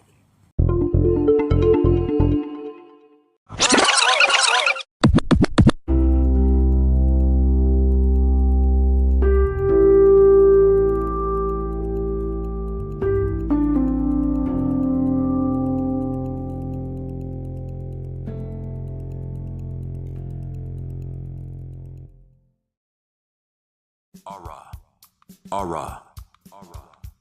The Ifa concept of the physical body. The Ifa concepts of the physical body. ORI. The Yoruba word ORI refers to the physical body and all internal organs.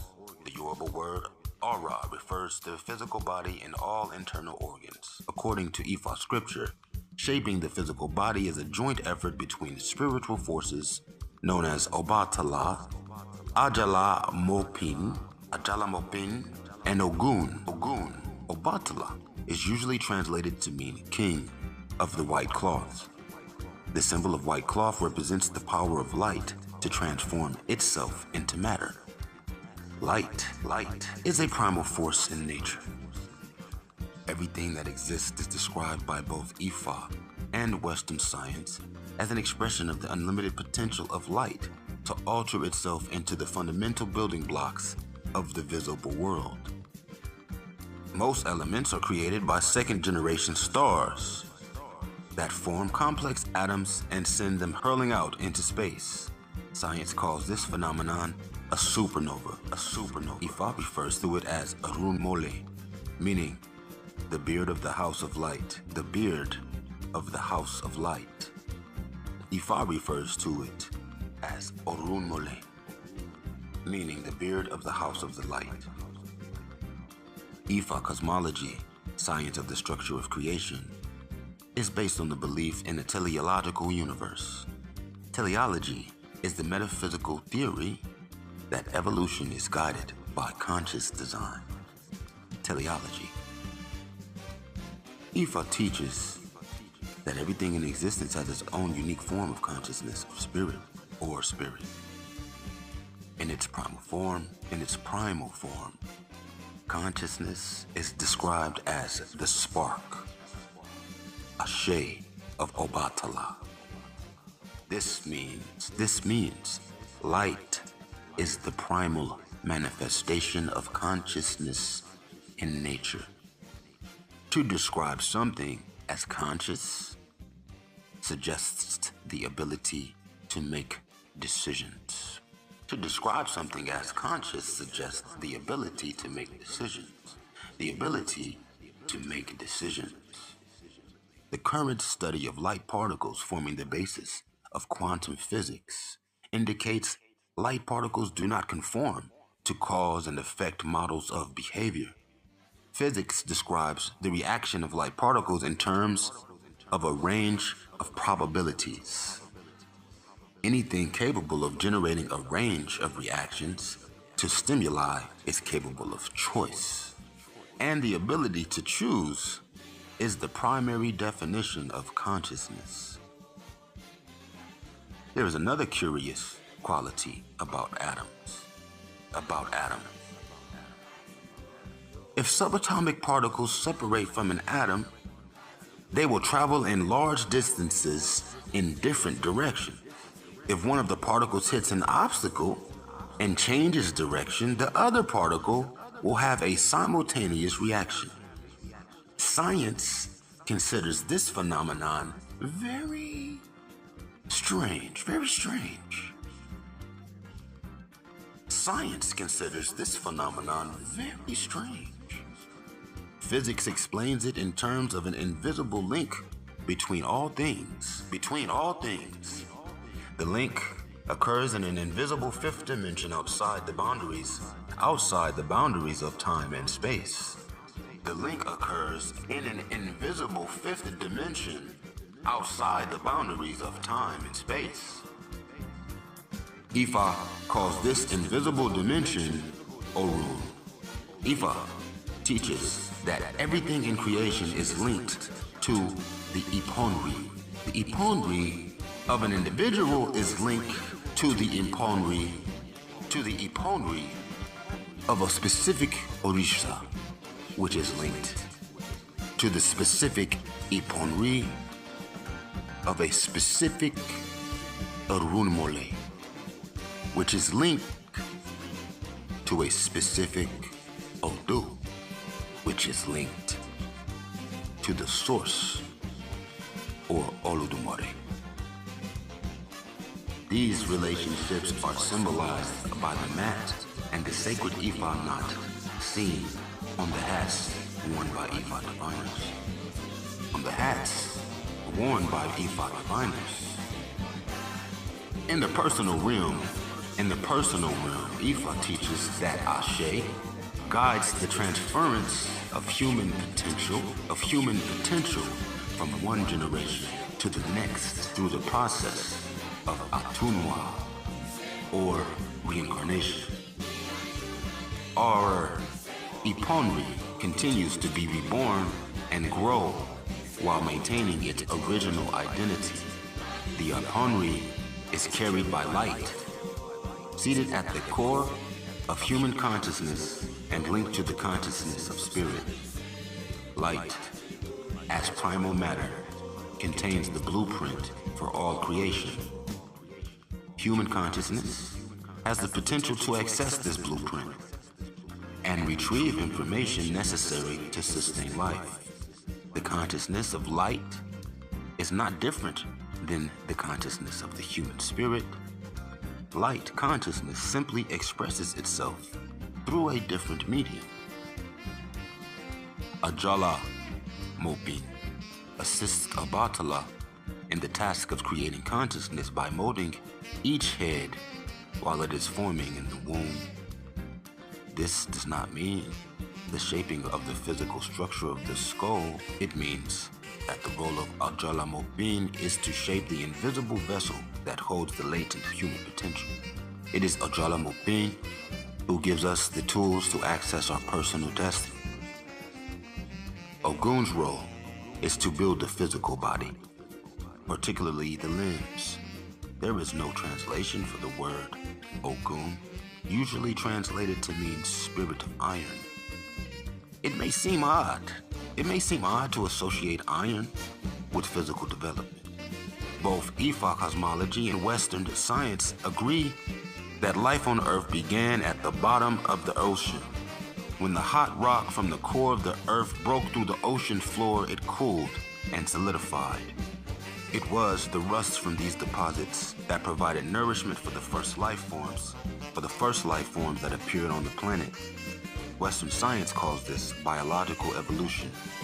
Ifa calls it the virility of Ogun mingling with the fertility of Olokun. the spirit of the ocean. Different language, same idea. According to Ifa, the same spiritual forces that transformed minerals into single-cell life forms have an active role in shaping the physical body. The same spiritual forces that transformed minerals into single-cell life forms have an active role in shaping the physical body. Ifa makes extensive use of rocks as religious icons. Rocks are the parents of biological life forms. They are literally our eldest ancestors. This is a universal idea. Peter is the rock of Christianity. The Kaaba is the foundation of Islam. Hindu temples venerate stones called lingam and yoni. Celtic Druids built the stone formations of Europe. The Native Americans consider crystals sacred. The process of shaping the human form gains additional assistance from the spiritual forces Ifa calls Ala-Anu, Ala-Anu, Olori, Sunsh-Beme, Sunsh-Beme, Mag-Bemiti, Saoraja-Aja, Sa'ara-Gaya, Sa'ara-Gaya, and Ejujiri. Ala-Anu means the merciful one.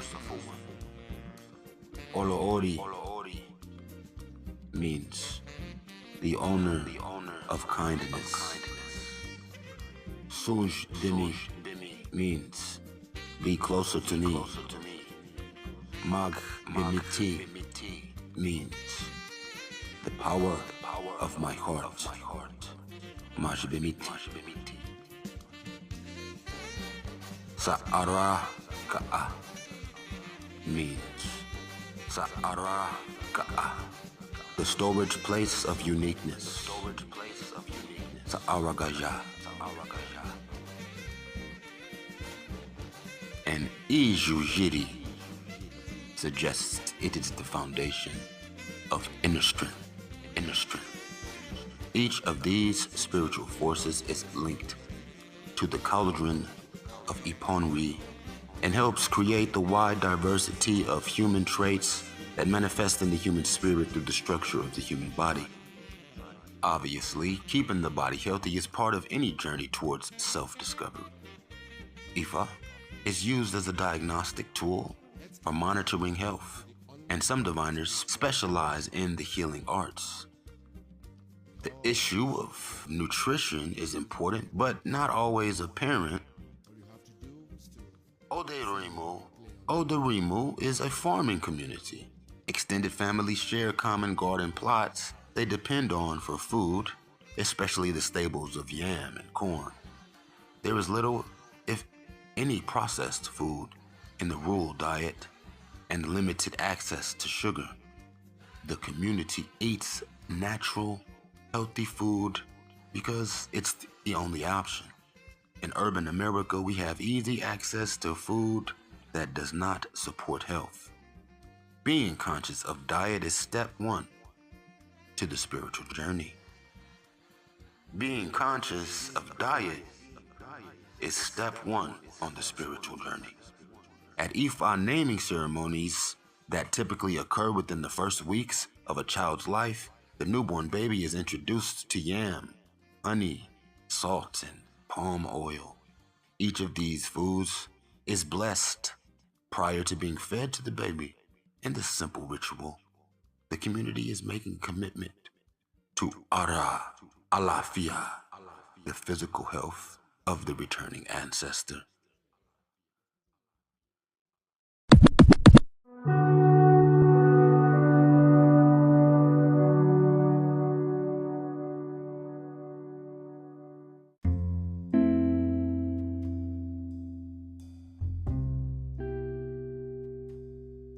The metaphysical concept of ORI and Iponri.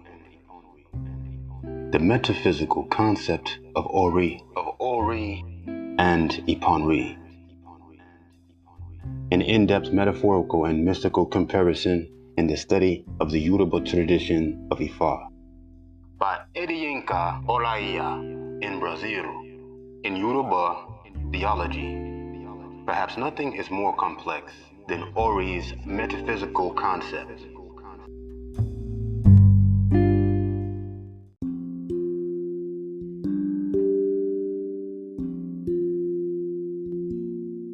In Yoruba theology, perhaps nothing is more complex than ORI's metaphysical concept, associated in various ways with the physical head, the skull, personal orisha, consciousness, destiny, human soul, and ancestral guardian angel, associated in various ways with the physical head, the skull, personal orisha, consciousness, destiny, human soul, and ancestral guardian angel.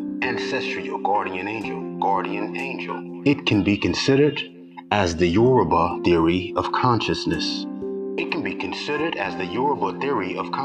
Or as the Yoruba theory of destiny. Or both.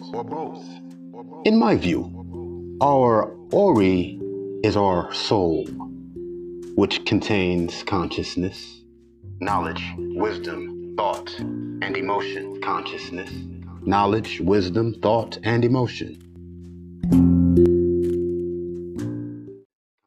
Our Ori is our soul, which contains consciousness, as well as our predetermined destiny, and is our connection to the source, as well as all things that contains consciousness. Within the mystery of Ori is another mystery, Ori Inu, our inner self, the divine spark. Within the mystery of Ori is another mystery, Ori Inu, our inner self, the divine spark. A third component of Ori, a third component of the Ori complex is Iponru, or Iponri, our higher self, our highest self. It is our mirror image that resides in Arun, the invisible kingdom of immortals. Arun, the invisible kingdom of immortals.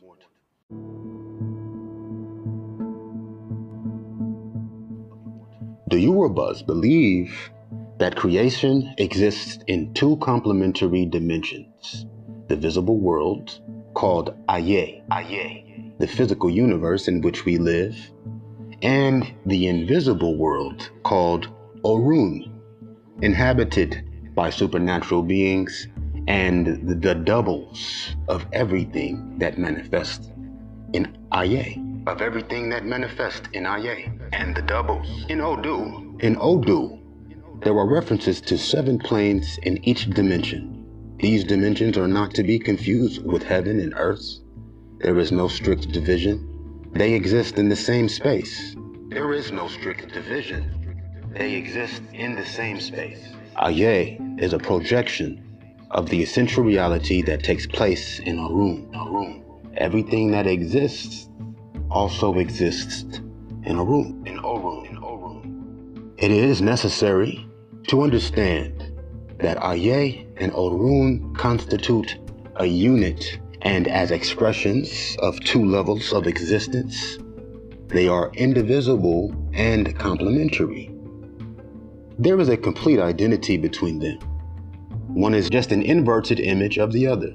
The Yoruba also believe in reincarnation, or Atunwa, and Atunwa is the basis of the ancestors' reverence.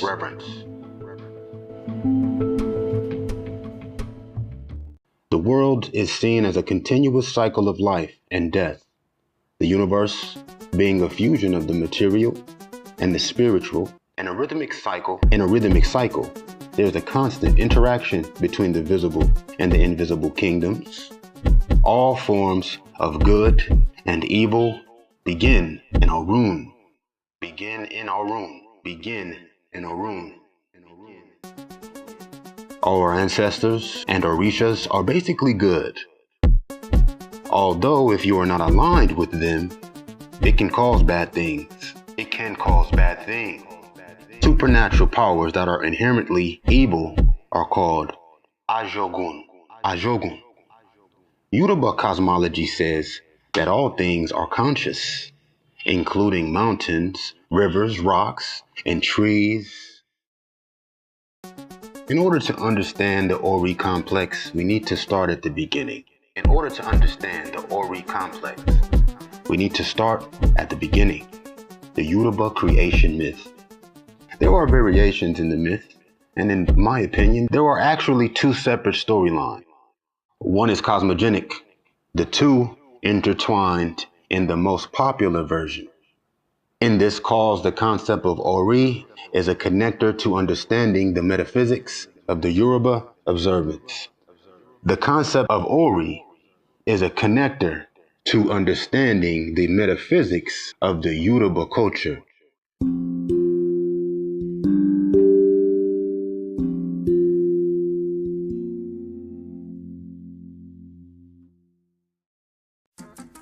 ORI, Obatala, and the Olodumare, and the Yoruba creation myth. In the Yoruba creation myth. Orisanla, Obatala, was the arch deity chosen by Olodumare to create a solid land out of the primordial abyss that constituted the land, and to populate the land with human beings. Olodumare, the creator, called Obatala head of the white cloth, meaning the fabric of creation, for Ikole Orun, the kingdom of the ancestors, on the day that he wanted to create dry land in the waters of Ikole Aye, visible kingdom. Obatala kneeled before Olodumare and said that he did not know the awo, the mystery, awo, of creating land in Ikole Aye. Olodumare told Obatala that he would give him Ashe, power to make land in Ikole Aye. He descended from Orun to Aye in a chain, carrying a snail shell full of soil, palm kernels, and a 5-fingered chicken. He should empty the contents of the snail shell into the water after putting some pieces of iron in it, and then placing the chicken on the ground to spread it over the primordial water, doing what chickens do, which is scratching the ground. According to this version of the myth, Obatala completed this task to the satisfaction of Olodumare. He was given the task of creating the physical body of human beings, after which Olodumare would give them the breath of life, Imi. He also completed this task, and that is why he was titled Obarisa, the king of Orisha. And that is why he was titled Obarisa, the king of Orisha. Another variant of the cosmogenic myth does not attribute to Obatala the completion of this task. Although he admits that Obatala was in charge of the task, he says that Obatala got drunk with palm wine before even arriving on Earth and fell asleep. Ogun took all of the Iworo gold, and forged a long Iwon chain, which he launched towards Ikole Aye land. Obatala put his Ashe, power, in a bag and began to descend the Iwon, the chain. When he reached the bottom step, he saw that there was still some distance from the primitive waters. Obatala removed the Igben snail shell from its bag and sprayed the soil into the primitive waters. Then he removed the 5-fingered Itu, guinea fowl, and threw it on the ground. As soon as the Itu reached the ground, it began to scratch the ground, spreading the dust over the surface of the primary waters. Seeing that the ground was firm, Obatala removed an ikin, a palm nut, and threw it on the ground. The ikin sprouted and became a palm tree. When the palm grew to its maximum height, it reached the last ring of the Iroro womb, gold chain, the Iroro Irun, the gold chain. Obatala was able to pass from the Iwon to the palm tree, and after descending the tree, Obatala began to mold humans from the clay of the earth. While working, he got tired and decided he needed to rest. Taking the fruits of the palm, he made palm wine and drank until he was ready to go back to work. The humans he molded while drunk didn't look like the other ones, But Obatala didn't notice and kept drinking until he fell asleep. While Obatala slept, Olodumare gave the task of finishing creation to Oduduwa, sometimes said to be Obatala's brother. Olodumare waited for Obatala to wake up from his drunken sleep and told him it was taboo for Obatala to taste palm wine ever again. When Obatala saw what happened to the humans he had created while drunk, he agreed to protect all the children for future generations. It was said that Orunmila had warned Obatala not to make his clothes dirty, But they got dirty during drunkenness. It was Obatala who said he would never let his white cloth get dirty again. To date, those that adore Obatala says, the head of the white cloth sleeps in white. The head of the white cloth wakes up in white cloth.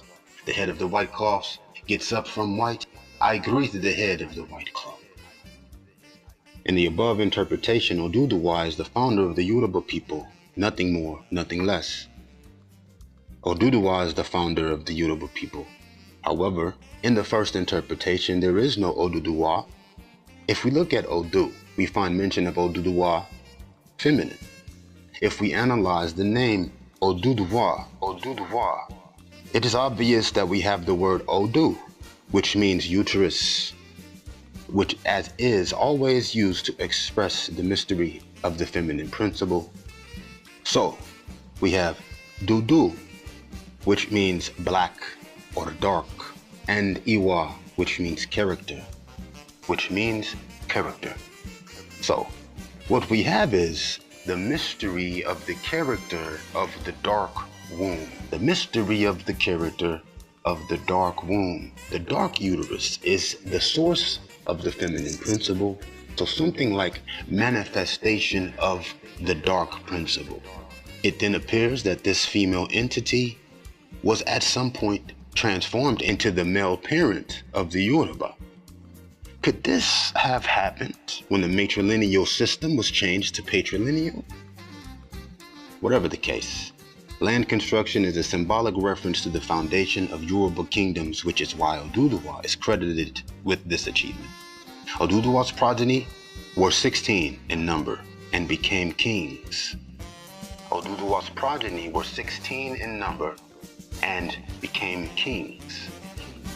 So Oduduwa was the first king of the Yoruba nation and founded Ile-Ife, the old capital, creating a succession of kings, all related to him. Again, this version incorporates the story into the creation myth, establishes the divine nature of the founder Oduduwa. Some say that before Oduduwa's time, the story did not involve Obatala getting drunk and Oduduwa finishing the job. However, as interesting as this debate is, it is really not important for ORI's discussion. What is important is the symbolism. The chain is representative for Ogun, the symbolism. In fact, we are talking about the DNA chain. The chain. How can Obatala reach Earth?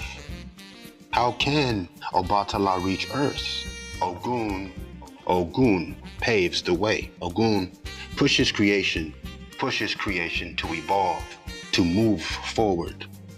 Obatala arrives at Ile-Ife and starts to make his way through the forest starts to make his way through the forest, but he cannot do it with his silver machete. With his silver machete, the metal is very soft. So Ogun takes over with his iron machete. The 5-finger hin represents Oshun. 5 is the sacred number of Oshun, the Yoruba goddess of love, fertility, and abundance. Oshun, the Yoruba goddess of love, fertility, and abundance. In the early stages of evolution, diversity is created on Earth's surface through the interaction, combination, and recreation of the basic elements. This diversity is an expression of the fertility and abundance manifested by Oshun's power. Walnuts, Ikin, represent Orunmila. Obatala can create the land, but he needs Oshun to fertilize it, and Ogun to create civilization. However, Ogun cannot create a policy. For that we need Orunmila, which brings the ethical basics to society. These Orisha in combination represent unity, and a balance of forces. Unity and a balance of forces. Unity and balance in a cosmos of duality and diversity become the central paradigm of Yoruba metaphysical thinking. In the words of Awo Fotumbi, the world begins with one. The world begins with one.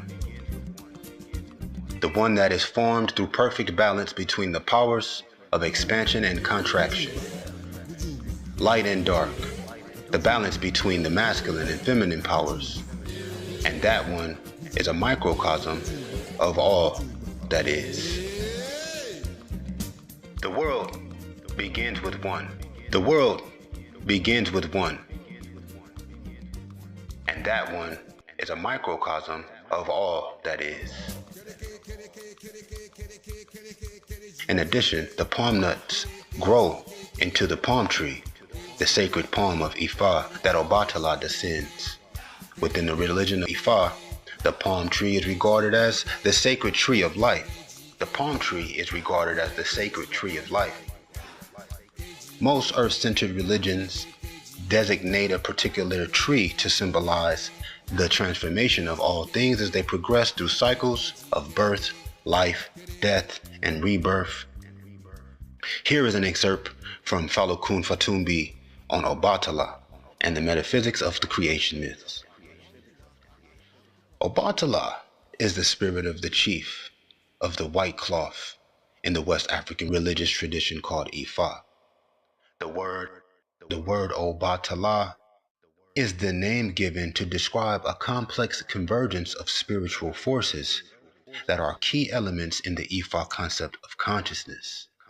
Those spiritual forces that form the foundation of Obatala's role in the spirit realm relate to the movement between dynamics and form as it exists throughout the universe.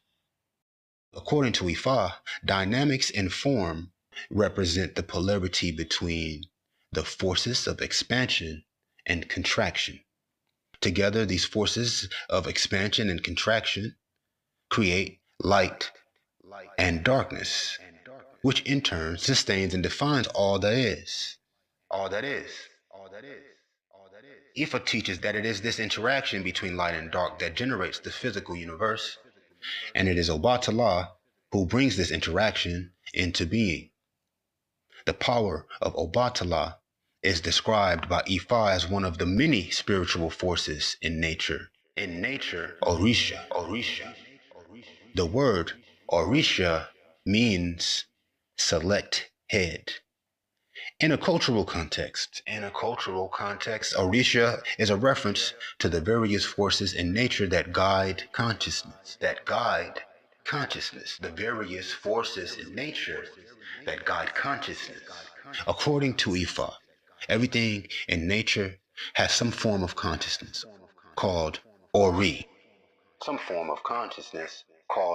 The ORI of all animals, plants, and humans is believed to be guided by a specific force in nature, Orisha, which defines the quality of that particular form of consciousness. Is believed to be guided by a specific force in nature, Orisha, which defines the quality of a particular form of consciousness. There are a large number of Orisha, and each Orisha has its own Awo mystery. The unique function of Obatala within the realm of Orisha, Awo mysteries of nature, is to provide the spark of light that animates consciousness. That animates consciousness. That animates consciousness. To call an Orisha the chief of the white cloth is to make a symbolic reference to that substance which makes consciousness possible. The reference to white cloth is not a reference to the material used to make the cloth. It is a reference to the fabric which binds the universe together. The threads of this fabric are the multi-leveled layers of consciousness which Ifa teaches exist in all things on all levels of being. Ifa teaches that it is the ability of forces of nature to communicate with each other, and the ability of humans to communicate with forces of nature that give the world a sense of spiritual unity. It is the understanding of this ability which gives substance to the Ifa concept of good character. And it is Obatala who guides us towards developing this understanding. It is the understanding of this ability which gives substance to the Ifa concept of good character. Ifa teaches that all forces in nature come into being through the manifestation of energy patterns called Odu. Energy patterns called Odu. You understand? Ifa has identified and labeled different Odu, which can be thought of as different expressions of consciousness. But because consciousness itself is generated by Obatala, every Odu contains an element of Obatala's Ashe, power.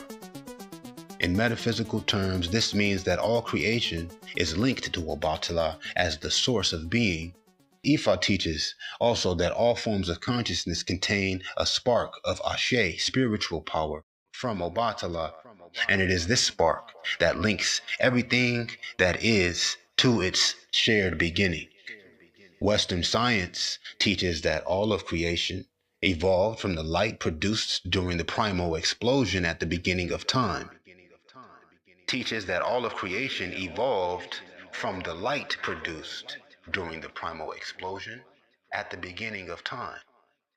Ifa teaches that all creation evolved from the white cloths of Obatala's robe.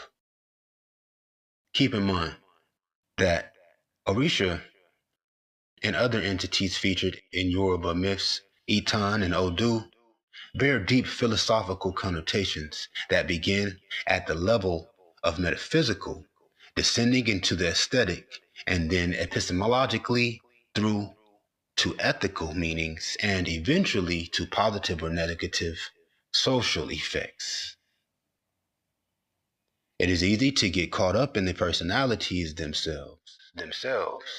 Individual metaphysical phenomenon come together as a unity of substances in a universe of relativistic existence. This idea is expressed in the most compelling part of the story, the snail shell full of earth dust. The world begins with one. The one that is formed through perfect balance between the powers of expansion and contraction, light and dark, the balance between the masculine and feminine powers, and that one is a microcosm of all that is. The world begins with one. And that one is a microcosm of all that is. In addition, the palm nuts grow into the palm tree, the sacred palm of Ifa that Obatala descends. Within the religion of Ifa, the palm tree is regarded as the sacred tree of life. Most earth-centered religions designate a particular tree to symbolize the transformation of all things as they progress through cycles of birth, life, death, and rebirth. Here is an excerpt from Falokun Fatumbi on Obatala and the metaphysics of the creation myths. Obatala is the spirit of the chief of the white cloth in the West African religious tradition called Ifa. The word Obatala is the name given to describe a complex convergence of spiritual forces that are key elements in the Ifa concept of consciousness. Those spiritual forces that form the foundation of Obatala's role in the spirit realm relate to the movement between dynamics and form as it exists throughout the universe. According to Ifa, dynamics and form represent the polarity between the forces of expansion and contraction. Together, these forces of expansion and contraction create light and darkness, which in turn sustains and defines all that is. Ifa teaches that it is this interaction between light and dark that generates the physical universe, and it is Obatala who brings this interaction into being. The power of Obatala is described by Ifa as one of the many spiritual forces in nature. Orisha. The word Orisha means select head. In a cultural context, Orisha is a reference to the various forces in nature that guide consciousness. The various forces in nature that guide consciousness. According to Ifa, everything in nature has some form of consciousness called ORI. The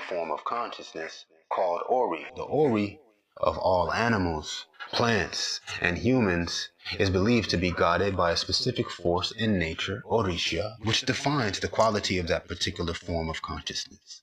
Which defines the quality of a particular form of consciousness. There are a large number of Orisha, and each Orisha has its own Awo mystery. The unique function of Obatala within the realm of Orisha, Awo mysteries of nature, is to provide the spark of light that animates consciousness.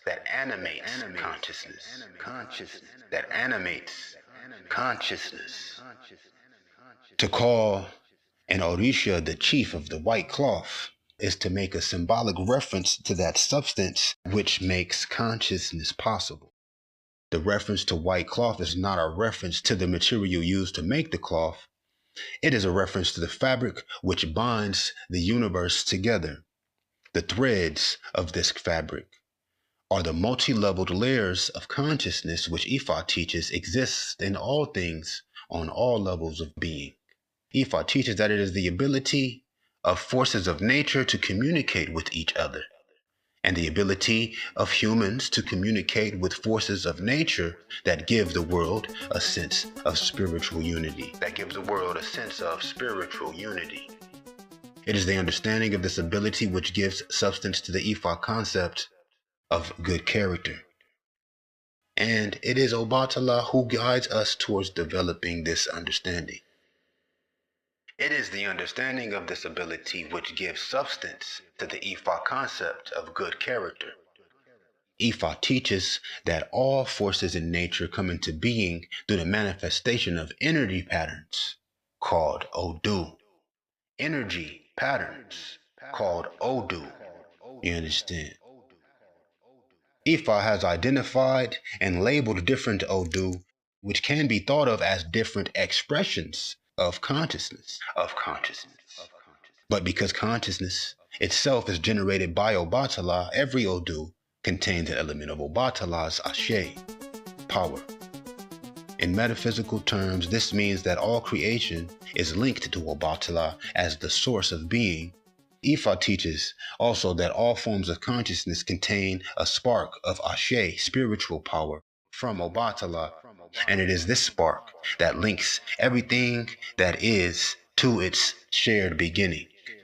Western science teaches that all of creation evolved from the light produced during the primal explosion at the beginning of time. Teaches that all of creation evolved from the light produced during the primal explosion at the beginning of time. Ifa teaches that all creation evolved from the white cloth of Obatala's robe. Keep in mind that Orisha and other entities featured in Yoruba myths, Itan and Odu, bear deep philosophical connotations that begin at the level of metaphysical, descending into the aesthetic, and then epistemologically through to ethical meanings, and eventually to positive or negative social effects. It is easy to get caught up in the personalities themselves. Individual metaphysical phenomenon come together as a unity of substances in a universe of relativistic existence. This idea is expressed in the most compelling part of the story, the snail shell full of earth dust. In the Odu, Okanranagunda, there is another version of the creation myth that is not well known. In this version, it is Orunmila who carries who carries the snail shell full of substance which creates land upon the primordial waters. The snail shell was taken from the seat of Olodumare and given to Orunmila with the authority to create the earth. In the process of creation, Orunmila dipped his hands into the snail shell and took out measures of earth dust. The dust is called Oro, primordial matter, and the Word of God, with which land was created on the primordial waters. Odu Osa Ogunda. There were no living things. Was the priest on the earth? That which was suspended but did not descend? Was the priest in heaven? All was just empty space with no substance. Was the priest in midair? It was divine for Aye and Odrum when they both existed with no inhabitants in the two empty snail shells. There were neither birds nor spirits living in them. Olodumare then created himself, being the primal cause, which is the reason we call Olodumare the only wise one in Aye. He is the only cause in creation, the only wise one in Orun, who created humans. When he had no companion, he applied wisdom to the situation to avert any disaster.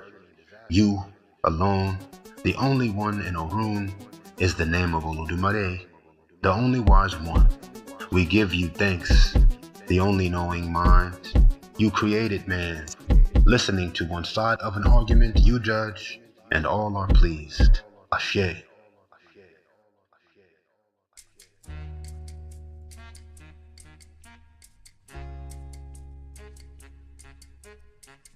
In another verse from Osa Ogunda, it says, Iri tu wili la fida, ile aye, la Buddha ili, which means dews pouring lightly was used to create the earth world in order that goodness could come forth into existence at once. Dews pouring lightly was used to create the earth world in order that goodness could come forth into existence at once.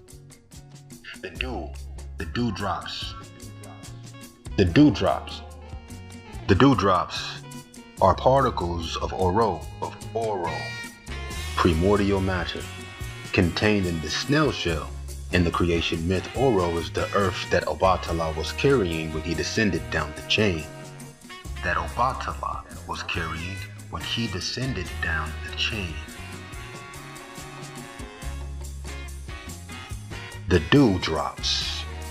The dewdrops are particles of oral, primordial matter, contained in the snail shell. In the creation myth, oral is the earth that Obatala was carrying when he descended down the chain. Once empty, the shell remains as a representation of the base of causation from which matter derived.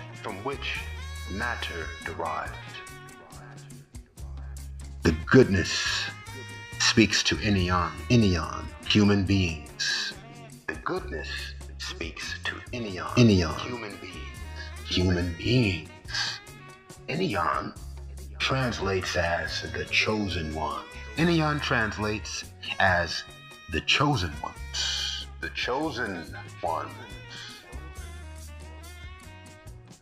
This suggests that all humans have been chosen by Olodumare to continue bringing goodness to the earth.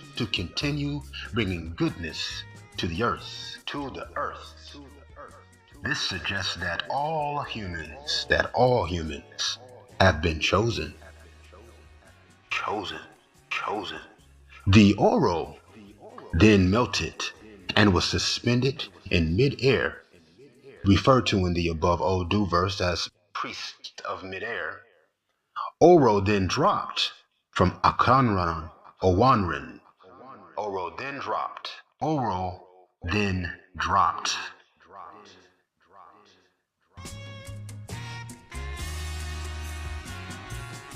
From Okanran, Owanrin. Ashe. Oro, the cause of great concern for the wise and experienced elders. It sounds cool, making the heart miss a beat.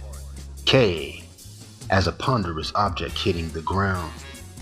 Yi, making the last sound before silence, and La, with a loud cracking sound, is transformed into a new state called Ella. The Oro that drops from the elderly is stupendous. It was divined for Oro, who did not have anyone to communicate with, and he started groaning. Ella is part of the Orumila complex. Orumila can be considered as the anthropomorphic representation of Olodumare's wisdom, Ogbon, knowledge, Imo, and understanding. Oye. I said Ella is part of the Orumila complex. Orumila can be considered the anthropomorphic representation of Olodumare's wisdom, Ogbon, knowledge, Imo, and understanding. Oye. The most powerful particles or elements in the earth dust or dropping.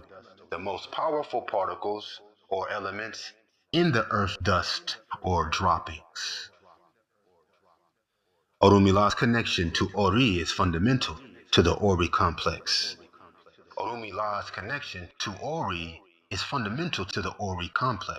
He is Eleri Ipin, the deity of fate or the deity of destiny. He was present at the moment of creation and thus knows the fate of every Ori, knows the destiny of every Ori.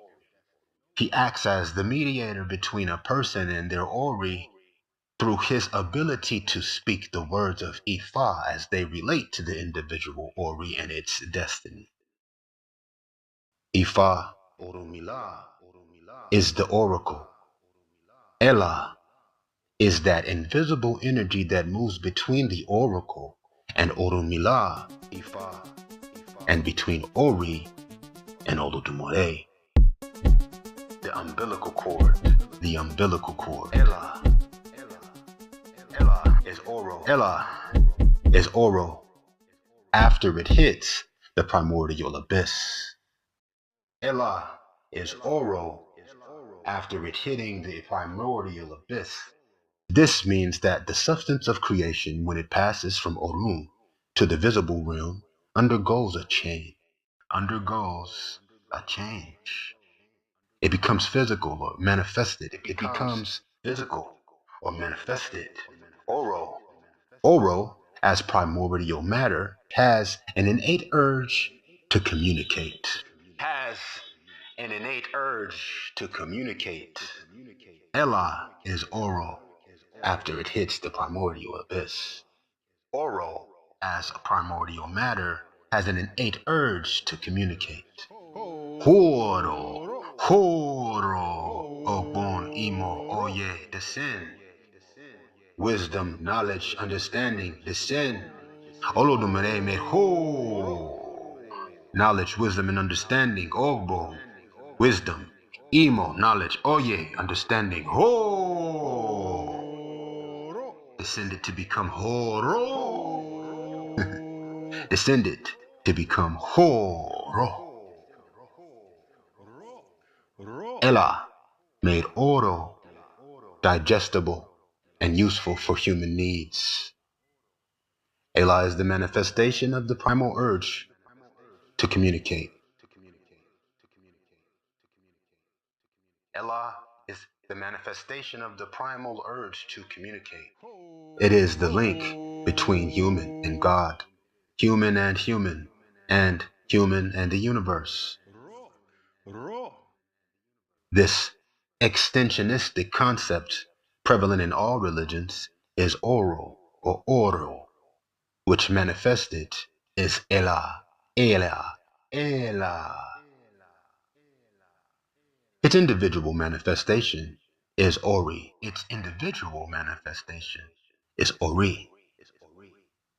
The snail can be viewed as the principle of natural extensionism, which forms a basis for which can be seen and that which cannot. The physical Ori, your skull, and Ori Inu, consciousness or soul. There is a Yoruba phrase, Ori Uro, which means head at dawn. Dawn being the beginning, obviously. Thus, at one level of meaning, that is, as Oro being the earth dust in the snail shell, and each Ori having its small pinch within it. We can say that Ori is Oro, and Oro is Ori.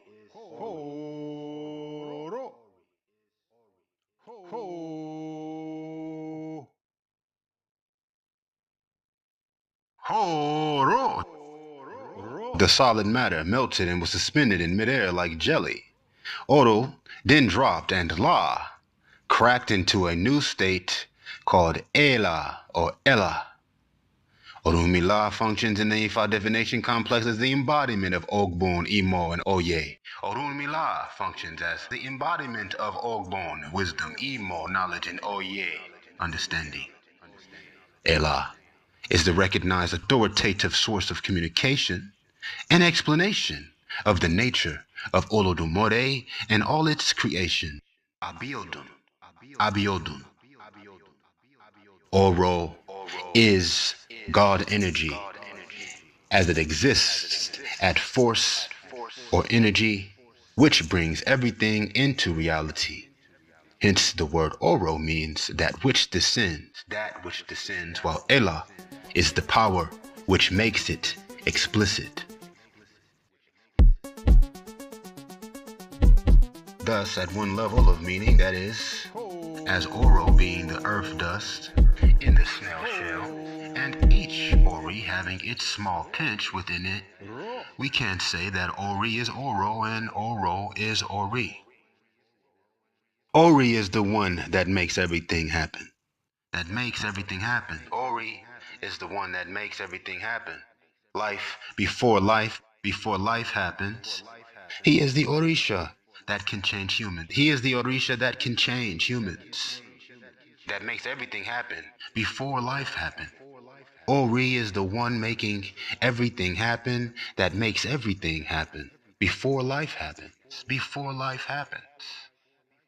He is the Orisha that can change humans. No one can change the Orisha. Ori, the Orisha that changes the life of man with baked yam, abundance. Ah, yea, do not change my fate. Ah, yea, do not change my fate. Ori, do not let people disrespect me. Ori, do not let me be disrespected by anyone, or my Ori, do not accept evil. This extensionist concept from God to human that our Ori is composed of a portion of Oro. Each Ori receives a portion within its own special combination of elements contained in the earth's dust, Oro, from the snail shell. Thus, each Ori's individuality is further elucidated in the sayings Ori lo dani, inikan odi ori o, inikan odi ori o.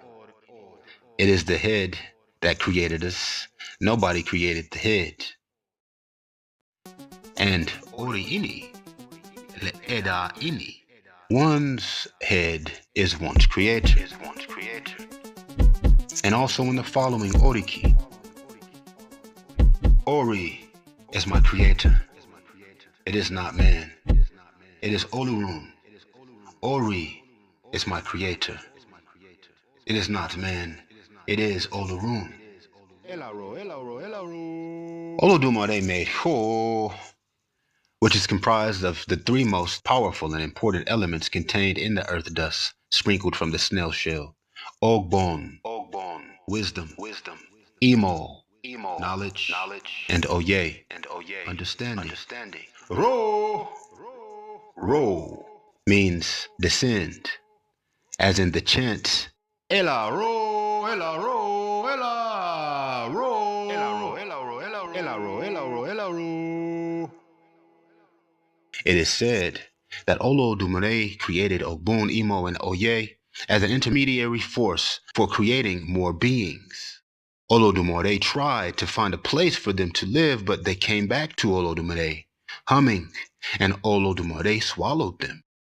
They hummed inside Olodumare for millennia. So, Olodumare had to get rid of them. Olodumare ordered them to descend, saying, Ho-ro. Oro, the solid matter, melted and was suspended in midair like jelly. Oro then dropped, and La, cracked into a new state called Ela. Orumila functions in the Ifa divination complex as the embodiment of Ogbon, Imo, and Oye. Ela is the recognized authoritative source of communication and explanation of the nature of Olodumare and all of creation. Abiodun.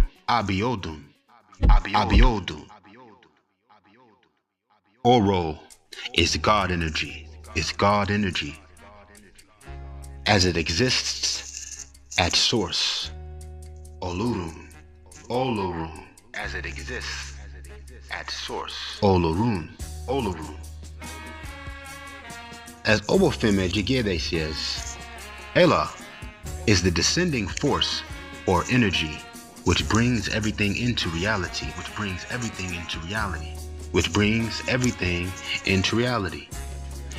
Hence the word Oro means that which descends, while Ela is the power which makes it explicit. Who was the first to speak? Ela was the first to speak. Who was the first to communicate? Ela was the first to communicate. Who is this Ela? It was the whole which descended that we call Ela. Oh! Wow. Oro, again, is the word of God. Oro, again, is the word of God, which created the universe, which created the universe, which created the universe. This is the central tenet. This is a central tenet of Ifa, the power of spoken word, the power of spoken word, the power of spoken word, the power of spoken word. Some use Oro and Ofo interchangeably, but I see Oro as the overall energy and sound, and Ofo as incantation. According to Obafemi Jigide, a word spoken into the atmosphere can travel for 200 years. For 200 years. Can travel for 200 years before becoming extinct. Incantations travel across space to do what they were sent to do quickly. Sound travels at 340 meters per second. Sound travels at 340 meters per second. Every sound has weight. Ro. Every sound has weight. Ro. Ki. Ku. Ke. Ji. La. It sounds cool. Oru is the cause of great concern for the wise and experienced elders. Every sound has weight. Ro. Ki. Ku. Ke. As it reverberates what we call transcendental vibration. Incantations are used by Awo wisdom to manipulate physical and non-physical forces to actualize a desire for self or others. Ofo can be used for good or evil purposes. Ofo can be used for good or evil purposes. In Odu Eji Ogbe, we are taught that both good and bad experiences in our lives are interconnected in fulfilling our destiny.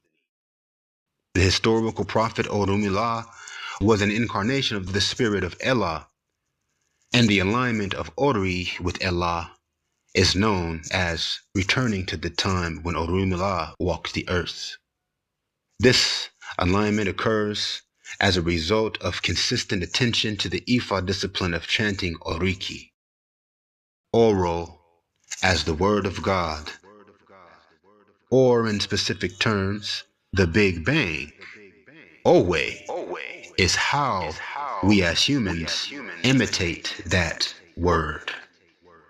Oro as the power of the word, the Big Bang or sound and vibration. Again, Oro is used interchangeably by some with Ofo, incantation also called Ijede. Ofo vitalizes and focuses thought, intent, and willpower with sound in order to create. Ofo vitalizes and focuses thought, intent, and willpower with sound in order to create. It is the Babalawo or Ianifa who use Ofo to shape unformed Ashe, Ella, into physical reality. A major part of the training of an Awo is in the use of incantations, as expressed in Odu, Oturu Opun Meji, Ashe. If you want to learn Ifa, you must learn Ifa. If you want to learn incantation, you must learn incantation. An Ifa priest versed in divination without the knowledge of incantation should remember the day of intimidation. Ashe. The following chant is another form of Oro, in this case to put the priests in alignment, possession with Allah. Spirit of purity, descend. Spirit of purity, descend. Spirit of purity, descend. Mojuba, oh Mojuba, oh Mojuba, oh. I praise you, Olodumare Mope. Spirit of destiny, I call you. Spirit of destiny, I call you. Spirit of destiny, I call you. Ifa, I call you. Ifa, I call you. Ifa, I call you. Ifa, awake. Spirit of destiny, if you go to the farm, you should come home. If you go to the river, you should come home. If you go to the hunt, you should come home. Homage, homage, homage. Ashe. May it be so, initiated priests. Have the old folks Ashe, power of the word as expressed in Odu Ogunda Meji. Ashe. To speak, and what is spoken becomes a reality, belongs to the Ori of the Ifa priest. To implement what is spoken belongs to the secretary. To implement what is spoken belongs to the secretary. Jukbona, order of the night, order of the morning, performed Ifa divination for the old man with gray hair all over his head. Ifa did not buy nor sell. He holds his horn of Ashe. He was accused of wizardry. He said he wasn't a wizard. He was accused of witchcraft. He said he was not a witch. They asked, why does he predict? And his predictions come to pass. And he answered that the voice of the diviner is wizardry. The voice of the diviner is a divine seal of potency. Ashe. The concept of interactionism is central to Yoruba belief, along with extensionism. Interaction between physical and non-physical forces. As stated earlier, Yoruba cosmology sees the rhythmic cycle of life and death as a fusion of the material and spiritual worlds, both occupying the same space. Extensionism, the belief that all things have consciousness and are connected, and interactionism, the belief that the physical worlds are in constant interaction with the non-physical worlds, form the twin pillars of Ifa tradition. Ori is central to the metaphysics of extensionism, and Ori is central to the metaphysics of interactionism. At this point, I believe we need to clear up the various names used to speak of God. We find in Odu 3 different names: Olurun, Olodumare, and Osumare. According to Baba Falakun, Olorun, from the Elishan Olo and Orun, means spirit of heaven. Olodumare, from the Elishan Olo Odu Osumare, meaning the spirit of the rainbow's womb. Meaning the spirit of the rainbow's womb.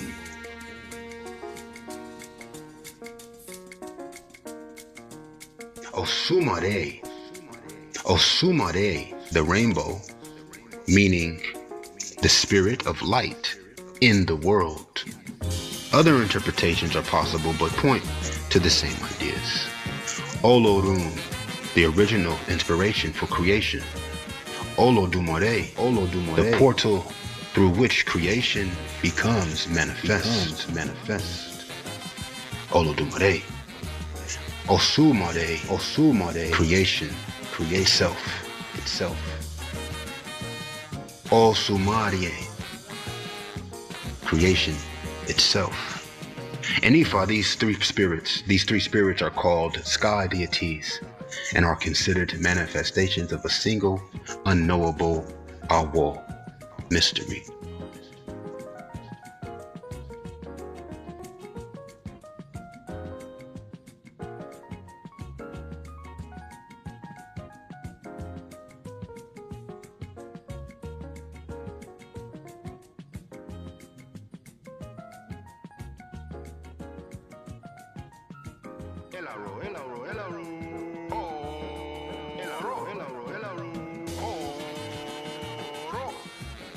Check me out, man. It's the ORI complex, man. As we continue with the Yoruba creation myth, we now come to the creation of human beings. Of the humans, nigga. These old material ass Nigga, organisms. Nigga, you all material organism face as you all. Elaro. Material organism face?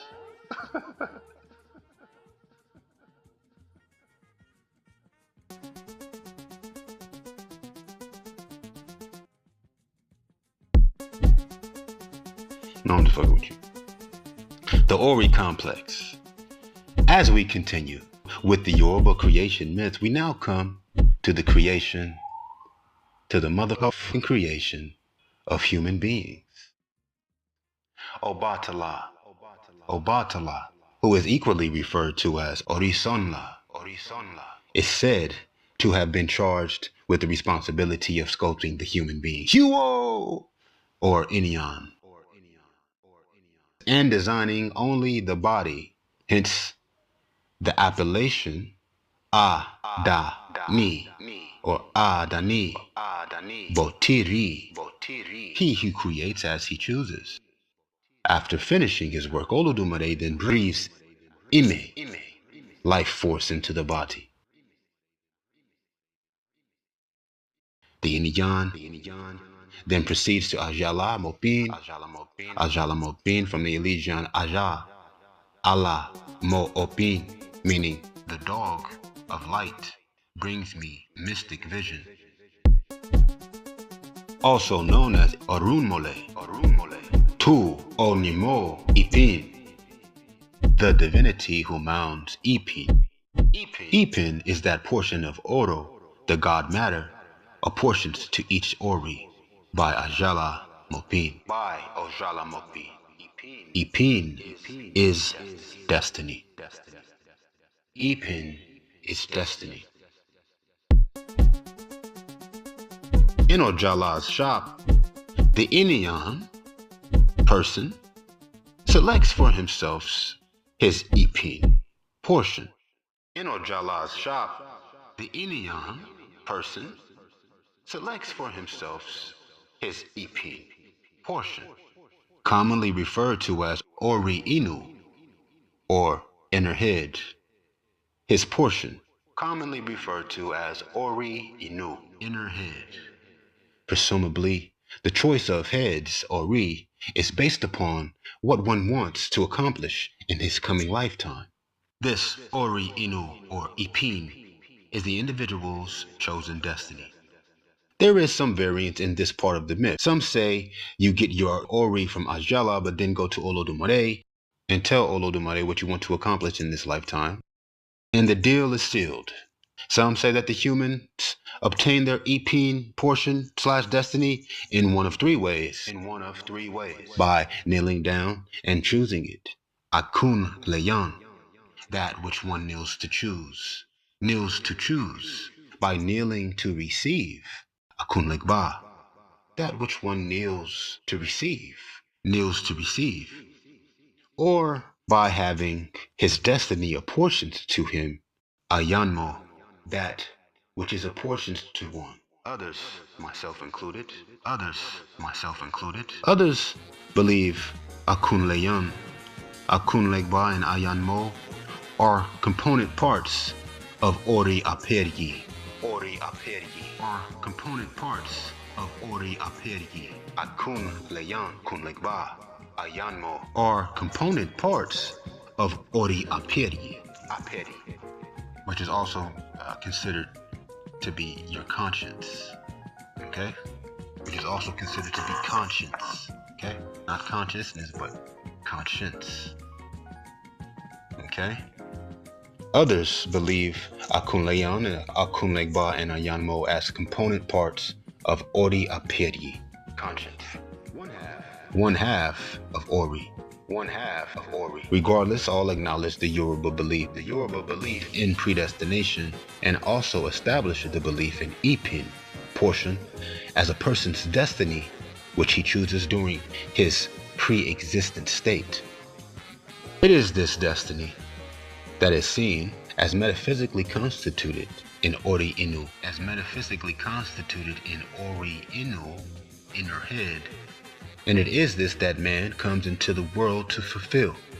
This belief manifests itself in the maxim, Akunle Yani Ad Aya Ayeba. The destiny chosen is that which is met and pursued. The destiny chosen is that which is met and pursued. The Ori complex is composed of three parts. The Ori, consciousness and destiny. Ori Inu, the inner self. And Iponri, the higher self. The Ori Inu, and Iponri. The Ori complex is composed of three parts. The Ori, consciousness and destiny. Ori Inu, the inner self. And Iponri, the higher self. Much has been written regarding the concept of Ori.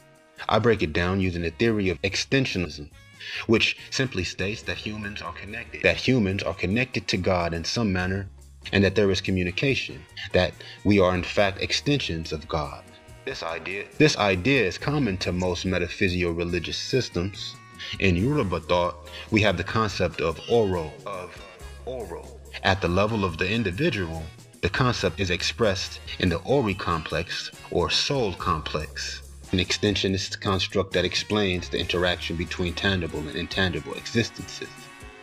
As Orun and Aye exist simultaneously in the same space, so does the human soul in the form of Ori Inu and Iponri. As Orun and Aye exist simultaneously in the same space, so does the human soul in the form of Ori Inu and Iponri. Matter, mass, which makes the transition from Orun to Aye through the snail shell, produces a double existence. The fragments or portion that a person receives, Ori Inu, from Ajala Mopin in his or her Ori, is brought with the person to Aye, the visible realm, and to Ile, which is earth, the visible realm. The original stays in Oru. This original is called the Iponri or Ipori. No Orisha can bless us without permission from our Ori. Why? Because our Iponri is our real self. Our beginning and our end. Anything we wish to manifest in life must be created by our Iponri first. In the invisible realm, where all things are created before manifesting in the visible worlds. Thus, the popular chant from Odu Ifa, no divinity can help, deliver, or bless one without the sanction of one's Ori. Our wishes, wants, fulfillment of needs, prayers, etc. must originate in Oru before they can manifest in Aye.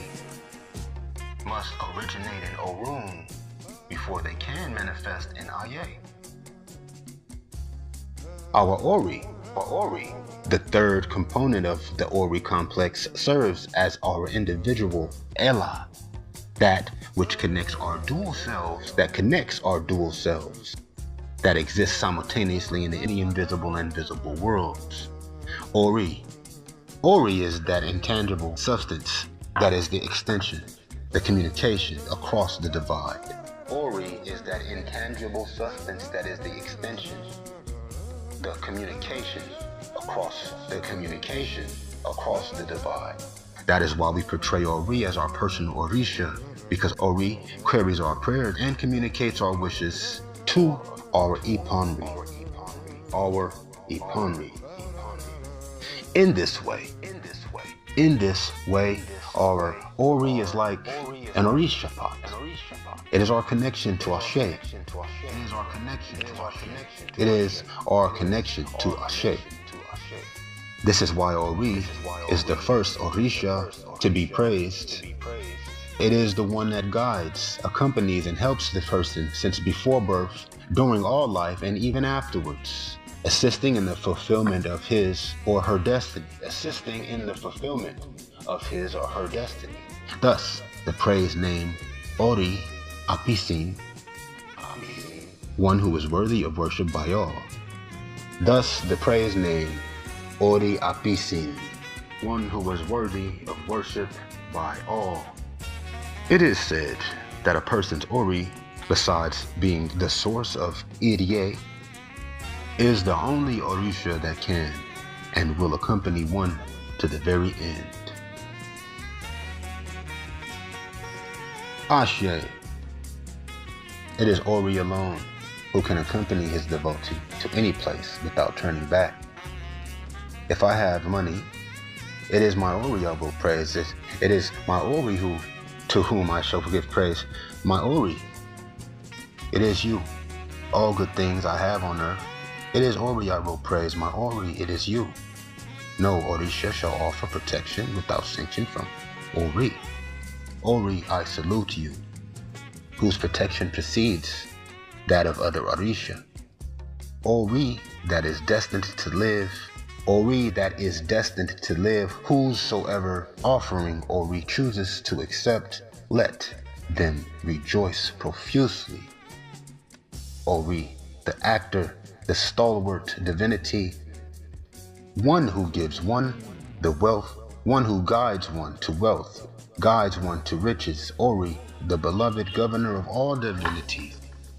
ORI, who takes one to the good place. ORI, behold the good place and take me there. Feet, behold the good place and accompany me thereto. There is no divinity like ORI. One's ORI is one's providence. My ORI, lead me home. My ORI, lead me home. ORI, the most concerned, my skull, the most concerned in sacrificial rites. ORI, I thank you. ORI, I thank you for my destiny. My skull, I thank you for my destiny. ORI, I thank you. Ashe, Ashe, Asheyo. As the personal Orisha of each human being, our ORI is vital to the fulfillment of happiness of each man and woman, more so than any other Orisha. More than anyone, it knows the needs of each human in his or her journey through life. ORI has the power of Allah to pass freely from Orun to Aye and vice versa. It exists on both dimensions. It exists on both dimensions. All the good that I am expecting from my ORI, he who makes a narrow path to Aye, he who makes a narrow path to Orun.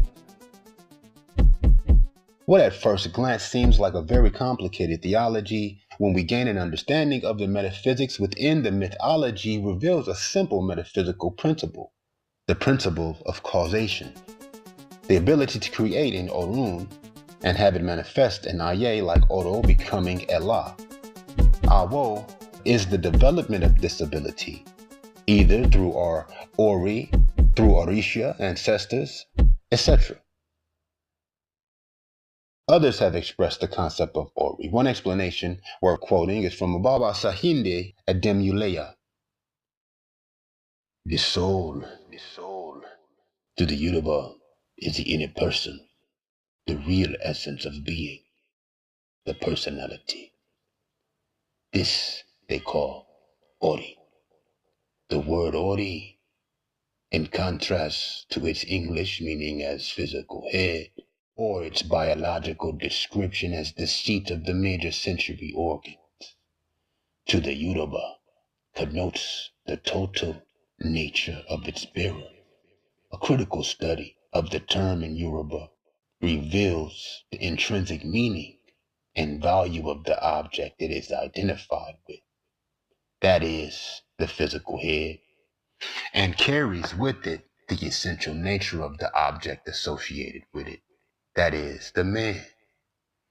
To the Yoruba, the physical ORI is but a symbol of the inner head, or the inner person, the ORI Inu, or Ori in you. the inner head. Ori, in Yoruba belief, occupies the center of sacredness, and how it is conceived is embedded in the Yoruba myth concerning the creation of man and the role played by his creator, Eledeya, he who created. The Yoruba word for man, Eniyan, is derived from the phrase Inni and Ayan, the chosen.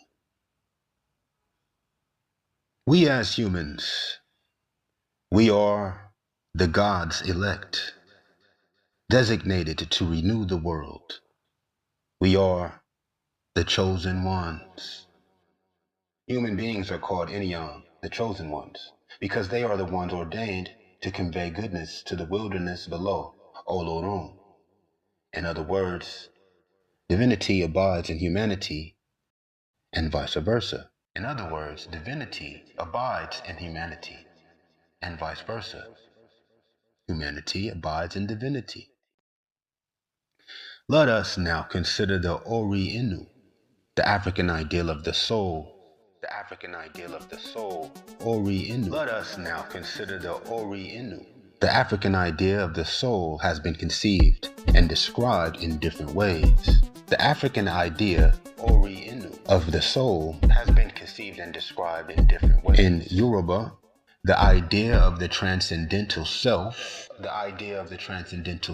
or soul, has been difficult to express in English. Some have called Imi soul. Imi is invisible and intangible. This is the life force breathed into each human by Olodumare, not to be confused with Iyeme or Imi, which is simply breath.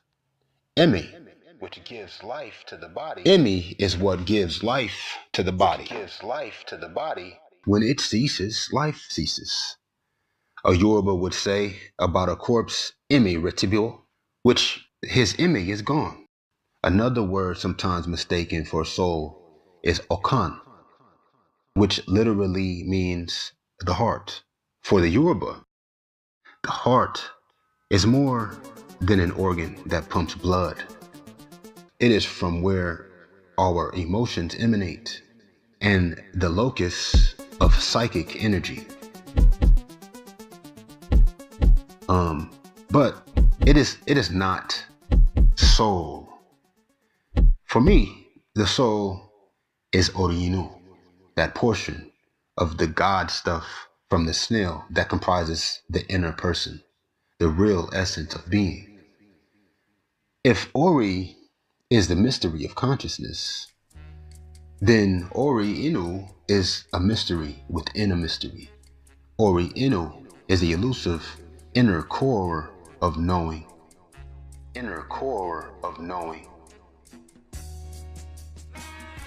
It is the focus of initiation to get to that place.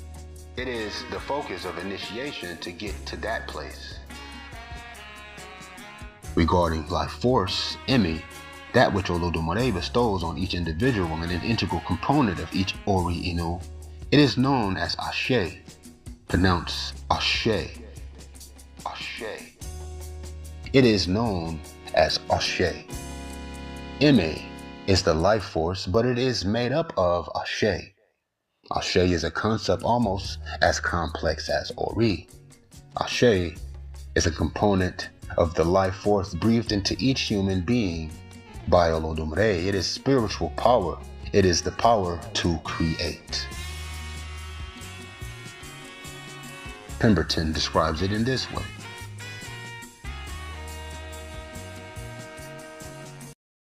Ashe is given by Olodumare to everything. Gods, ancestors, and spirits, humans, animals, plants, rocks, rivers, and voiced words such as songs, prayers, and praises, curses, and even everyday conversations. Generally speaking, hopefully. Existence, according to Yoruba thought, is dependent upon it. That Ashe it is. Then we talk about the Ashe. It is the power to make things happen and change. It's just kind of like being a player. It's basically just it's pimp juice. I think it's what some of the players are called pimp juice. In addition to its sacred characteristics,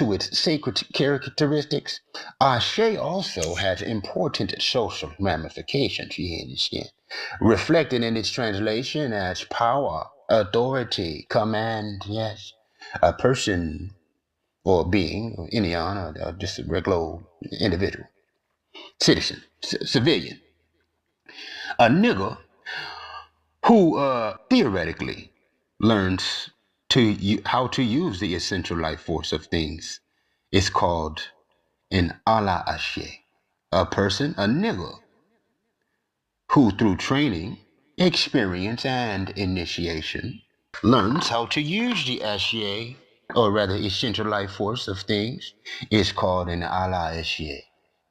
Theoretically, every individual possesses a unique blend of performative power and knowledge, the potential for certain achievements. Yet because no one can know with certainty the potential of others, esho, caution, imfarabale, composure, owo, respect, and souru, patience, are highly valued in the Yoruba society and shape all social interactions and organizations, you understand? Ashe, the inhabitants, the space, or rather shrine, yes, dedicated to Orishas, the air around it, and all the objects and offerings therein.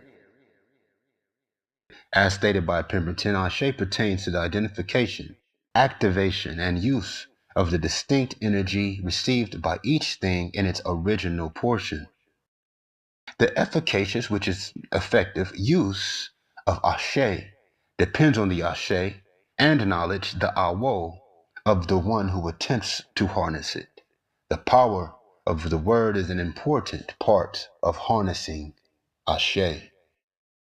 The power of the word is an important part of harnessing Ashe. The day Ape was created was the day Ashe became law. Likewise, Ahun was born. The day Ipe was invoked. Ashe is proclaimed, Epe is called, but they both still need Ahun to communicate. Without Ahun, voice, neither Epe, curse, the malevolent use of Ashe, nor Ashe can act to fulfill its mission.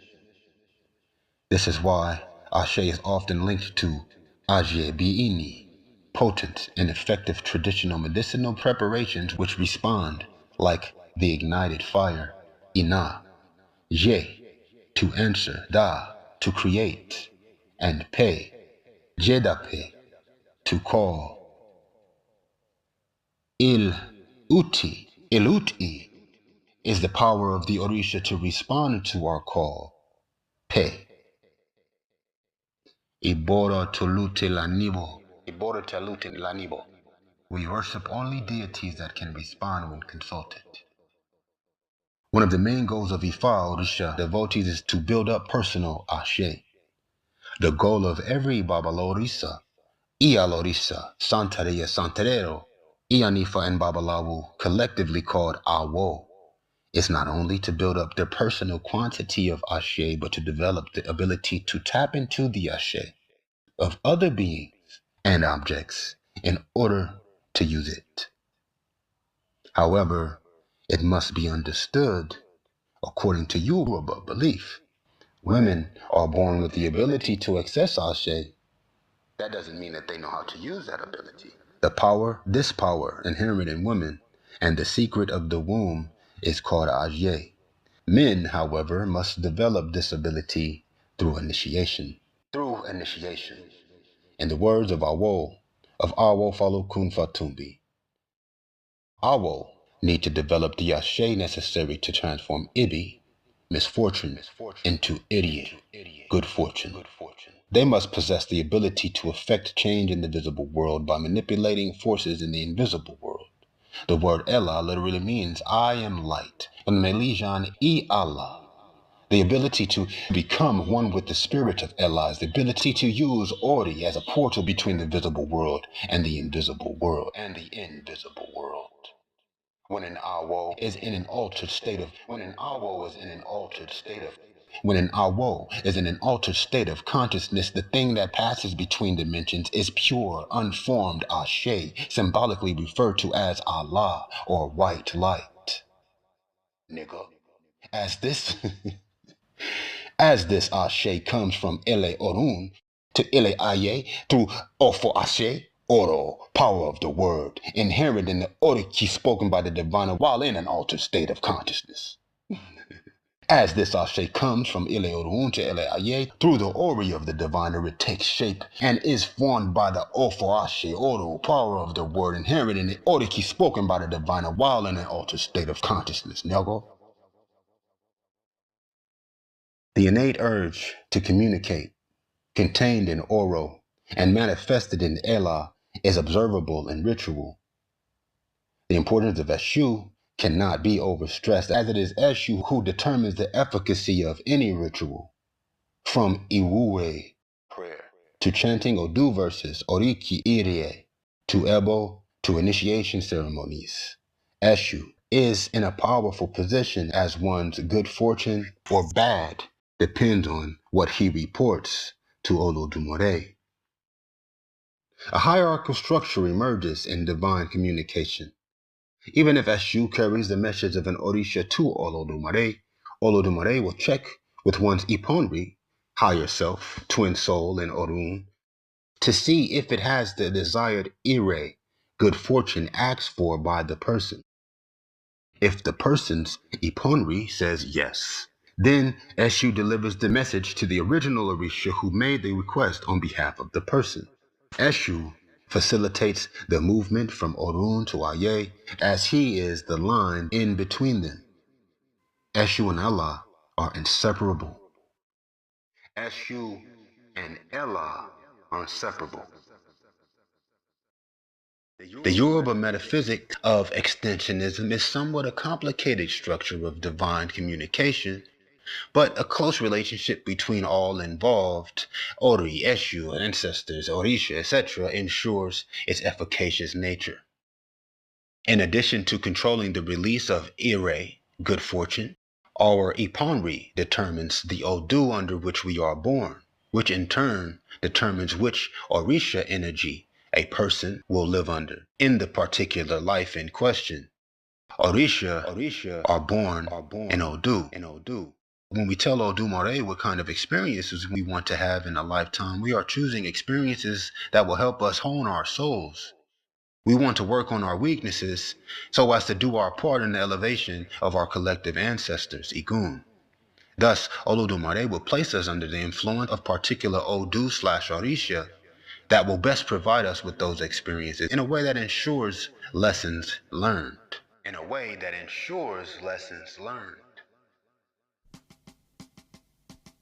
The concept of personal taboos, Iwo, and Ifa, Orisha, is related to our dual existence, Ori Inu, as double of Iponri. The concept of personal taboos, Iwo and Ifa Oshu, is related to our dual existence, Ori Inu as double of Iponri. These Iwo are contained in the Odu of our birth. It is through divination that we learn we need to know about our Ori, our destiny, taboos, potential pitfalls, dangers, etc.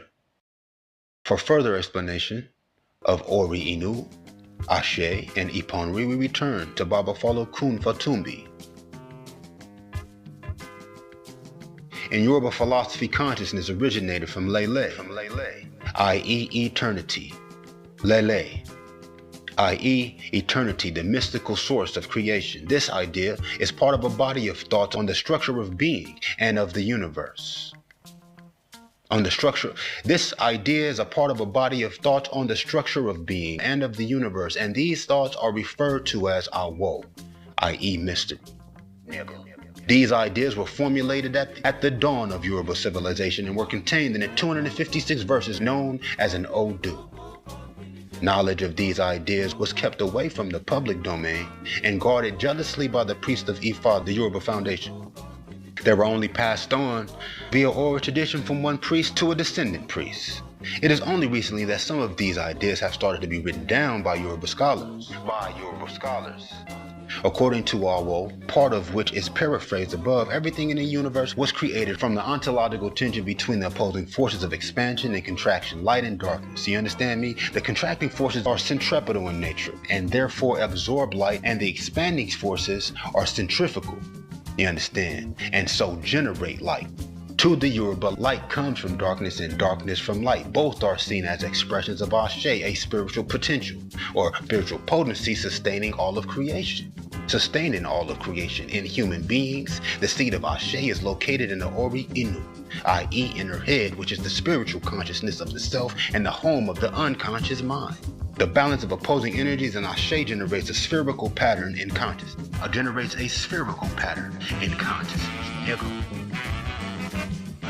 The balance of opposing energies in Ashe generates a spherical pattern in consciousness. This is symbolized by the circular format of the Opun Ifa divination board used by priests to restore alignment between Ori, the physical head, also the seat of the conscious mind, and Iponri, i.e. the super soul imbued with eternal life, which represents and resides in Orun. You feel me? This board is essentially a map of the polarities of the forces of the consciousness. You understand? Referring to the Opun Ifa model, the structure of the consciousness, Ori is the south, opposite Iponri to the north. And to the east is Aura, the body, you understand? And to the west, my nigga, is the Imi, the breath of life. You hear me? In the center of these forces is the force of the inner head, the Ori Inu. You hear me? It is the home of the unconscious mind and the seat of destiny. It is the home of the unconscious mind and the seat of the destiny. It is believed that just before Earth, every Ori negotiates an agreement with Olodumare, the god, you understand? Literally, translation is owner of the sky, outlining their goals for that lifetime. This is what be happening, is really the actual situation, you hear me? At birth, details of this agreement are removed from the realm of consciousness, thought, and hidden in the unconscious domain, you understand me? Within the inner head, the Ori Inu, and the Iponri in heaven. One's destiny, therefore, is to remember the original agreement. I said one's destiny is therefore to remember the original agreement. You hear me? And work towards achieving these goals. And work towards achieving those goals. Any deviation from these goals creates a misalignment between Iponri and Ori, and it results in disease. You hear me? Healing this is sought through divination, though. You hear me now?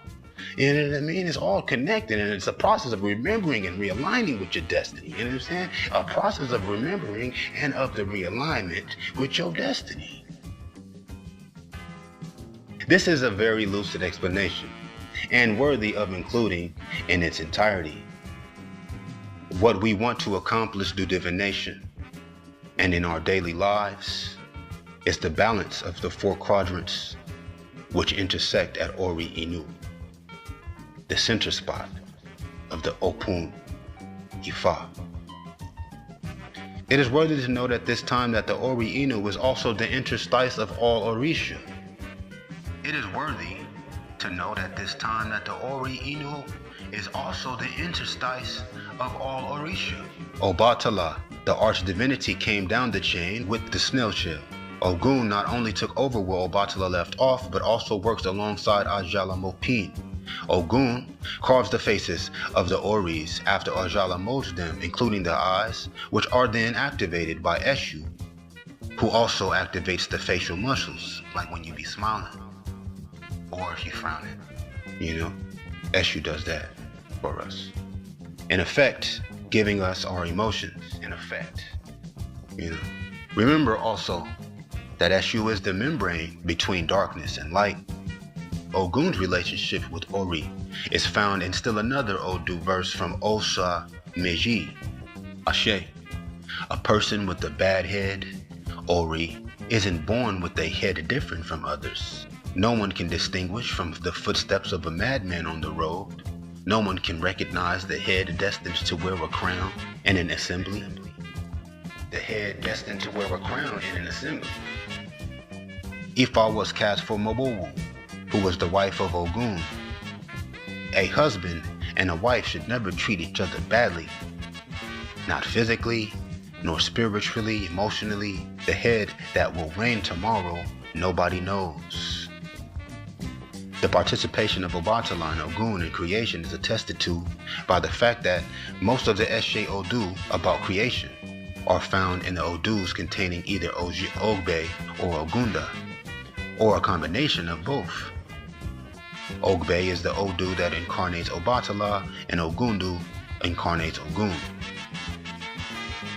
Oshun is the owner of the beaded hair comb, an Orisha of hairstylists, besides adding to the power of beauty of the human face and head, which is the focus of much aesthetic interest in Yoruba culture and art.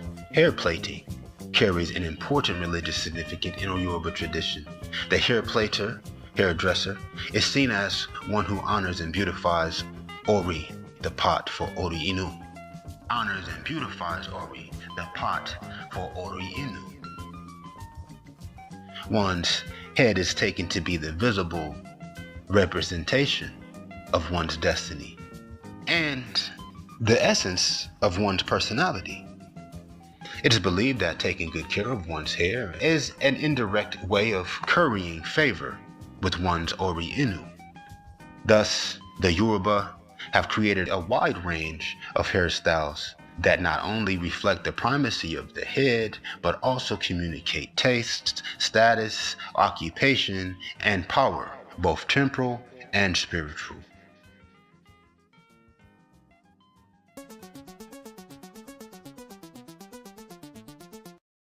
The Ori Inu is comprised of 3 parts, which are accessed through our Ori. The first spot is our forehead, which is what many refer to as the third eye.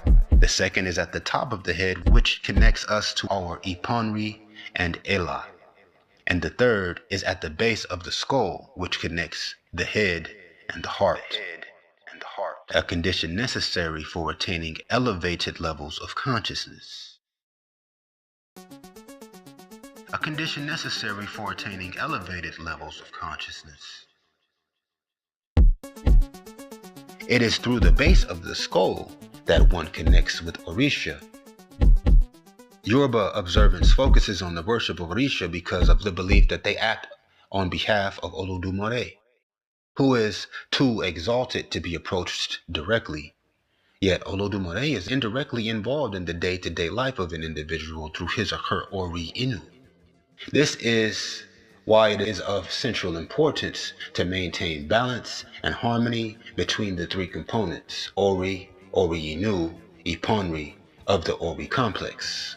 This is why it is of central importance to maintain balance and harmony between the 3 components, Ori, Ori Inu, Iponri, of the Ori complex. Ori, Ori Inu, Iponri. This preoccupation overrides any worship of any Orisha, and even of one's ancestors. That is, of course, maintaining a balance and harmony between the 3 components of the Ori complex. In the past, every adult Yoruba had an Ori pot, or Ibori, which is kept inside of an Ile Ori, house of the head.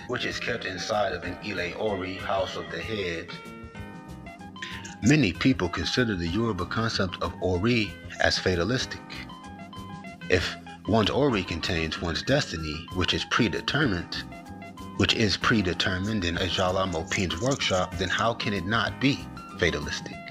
If every activity we engage in on earth has been preordained at the point we choose our Ipen Ori, or Ipen Ori portion or lot, with Ajala Mopin before coming into the world and cannot be altered, then how is it not a fatalistic theology?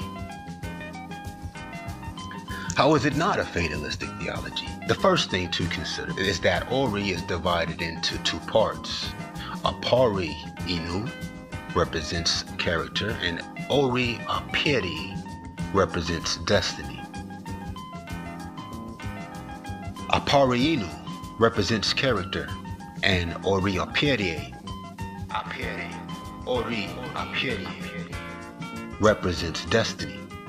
So far, we have only considered Ori Apiri. This division into two parts. This division into two parts is why at the beginning of this paper I said it could be considered as the Yoruba theology of consciousness or as Yoruba theology of destiny or both, and is the source of much confusion regarding the ORI complex. As stated previously, ORI a priori, the half that consists of destiny, consists of three elements: Akunleyon, choice; Akunlegba, free will; and Ayanmo, Ipin, destiny. Akunleyon were choices you made at the feet of Olodumare regarding the experiences you wanted on earth. For example, how long you wanted to live, what kinds of success and failures you wanted, the kinds of relatives, etc. Why not choose to be the only child of wealthy parents? Because life is not measured upon how comfortable it was, but on the degree of honing of the self that was accomplished. The continuing quest for perfection, the elevation of soul. Akunlegba, notice legba in the phrase, is the element of free will, the freedom to make choices while on earth. Watch out, Eshu/Elegba is watching. Akunlegba also relates to those things given to us to help us fulfill the choices made in Akunleyon. Ayanmo is the part of our destiny that cannot be changed. For example, our day of demise or our sex, the family in which we are born, etc.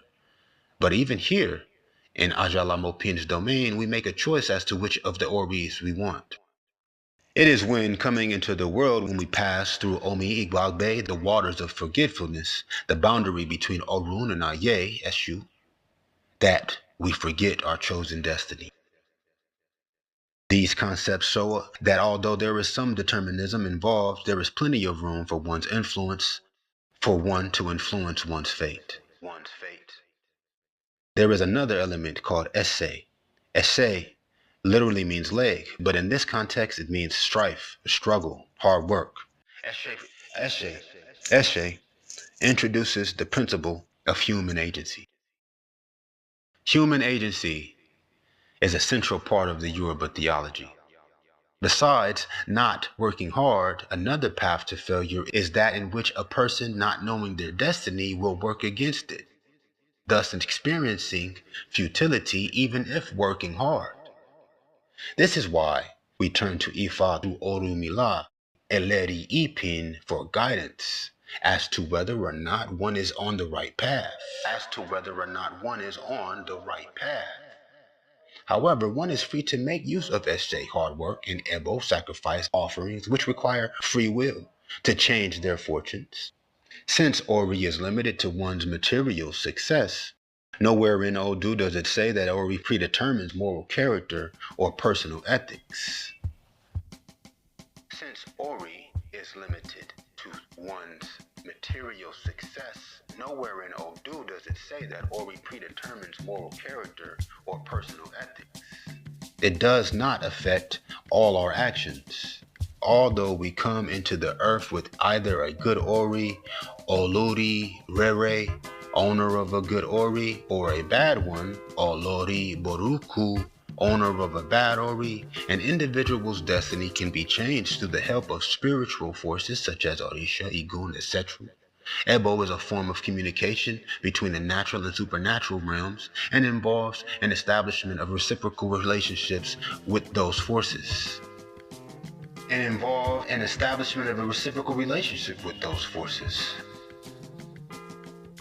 One's destiny may also be affected by Ojo Ogun, malevolent forces. In addition, there is a concept called Afowofa, where one is the cause of one's own problem. Such actions are empirically observable. So, a person is held responsible for those actions for which he is the cause, but attributes to his Ori those which transcend him.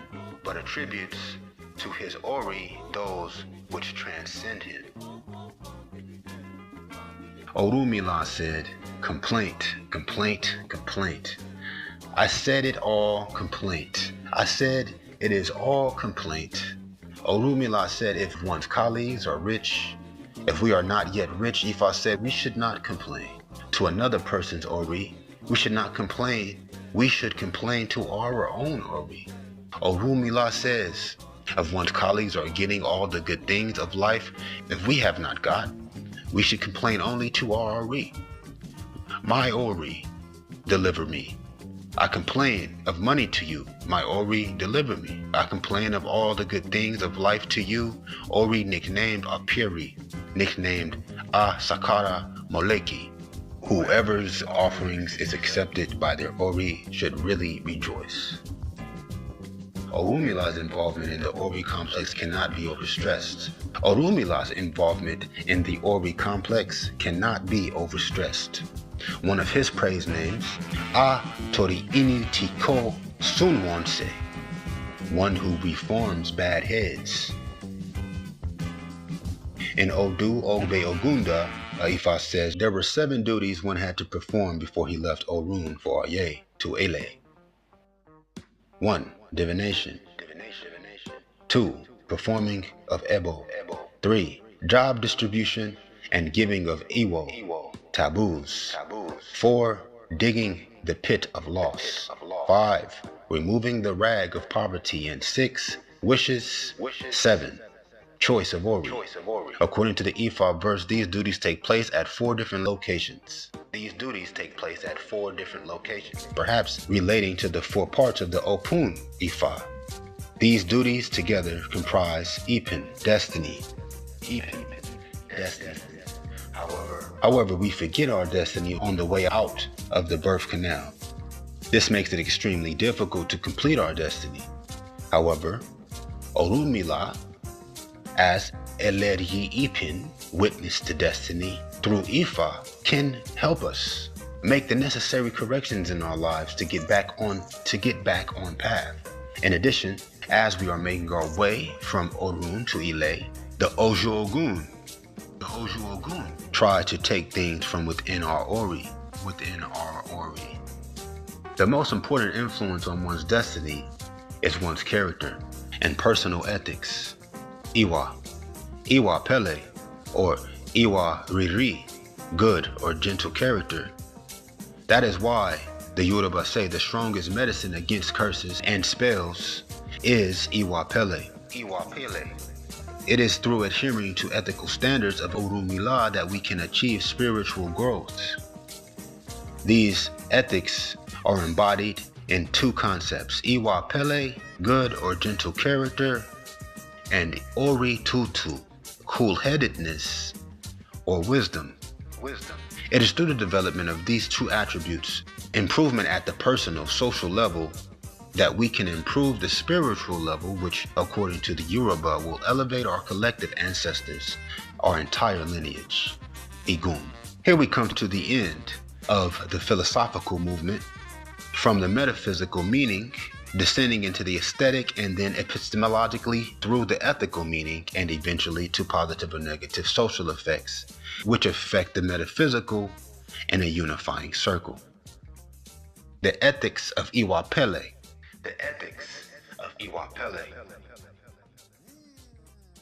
If your life is a mess, before blaming witchcraft, family, or co-workers, examine your nature, your character. If you are selfish, if you are arrogant, if you are disrespectful, no amount of Ebo will fix your problem. If you give happiness and share your possessions, if you are humble and thoughtful, you shall receive. The chosen ones, Eniyan, the chosen ones, to bring good into the world. This is the social effect which brings us full circle back to the metaphysics of Oro. Iyanmo ni Iwa Pele. Iwa Pele ni Iyanmo. Destiny is character. Character is destiny.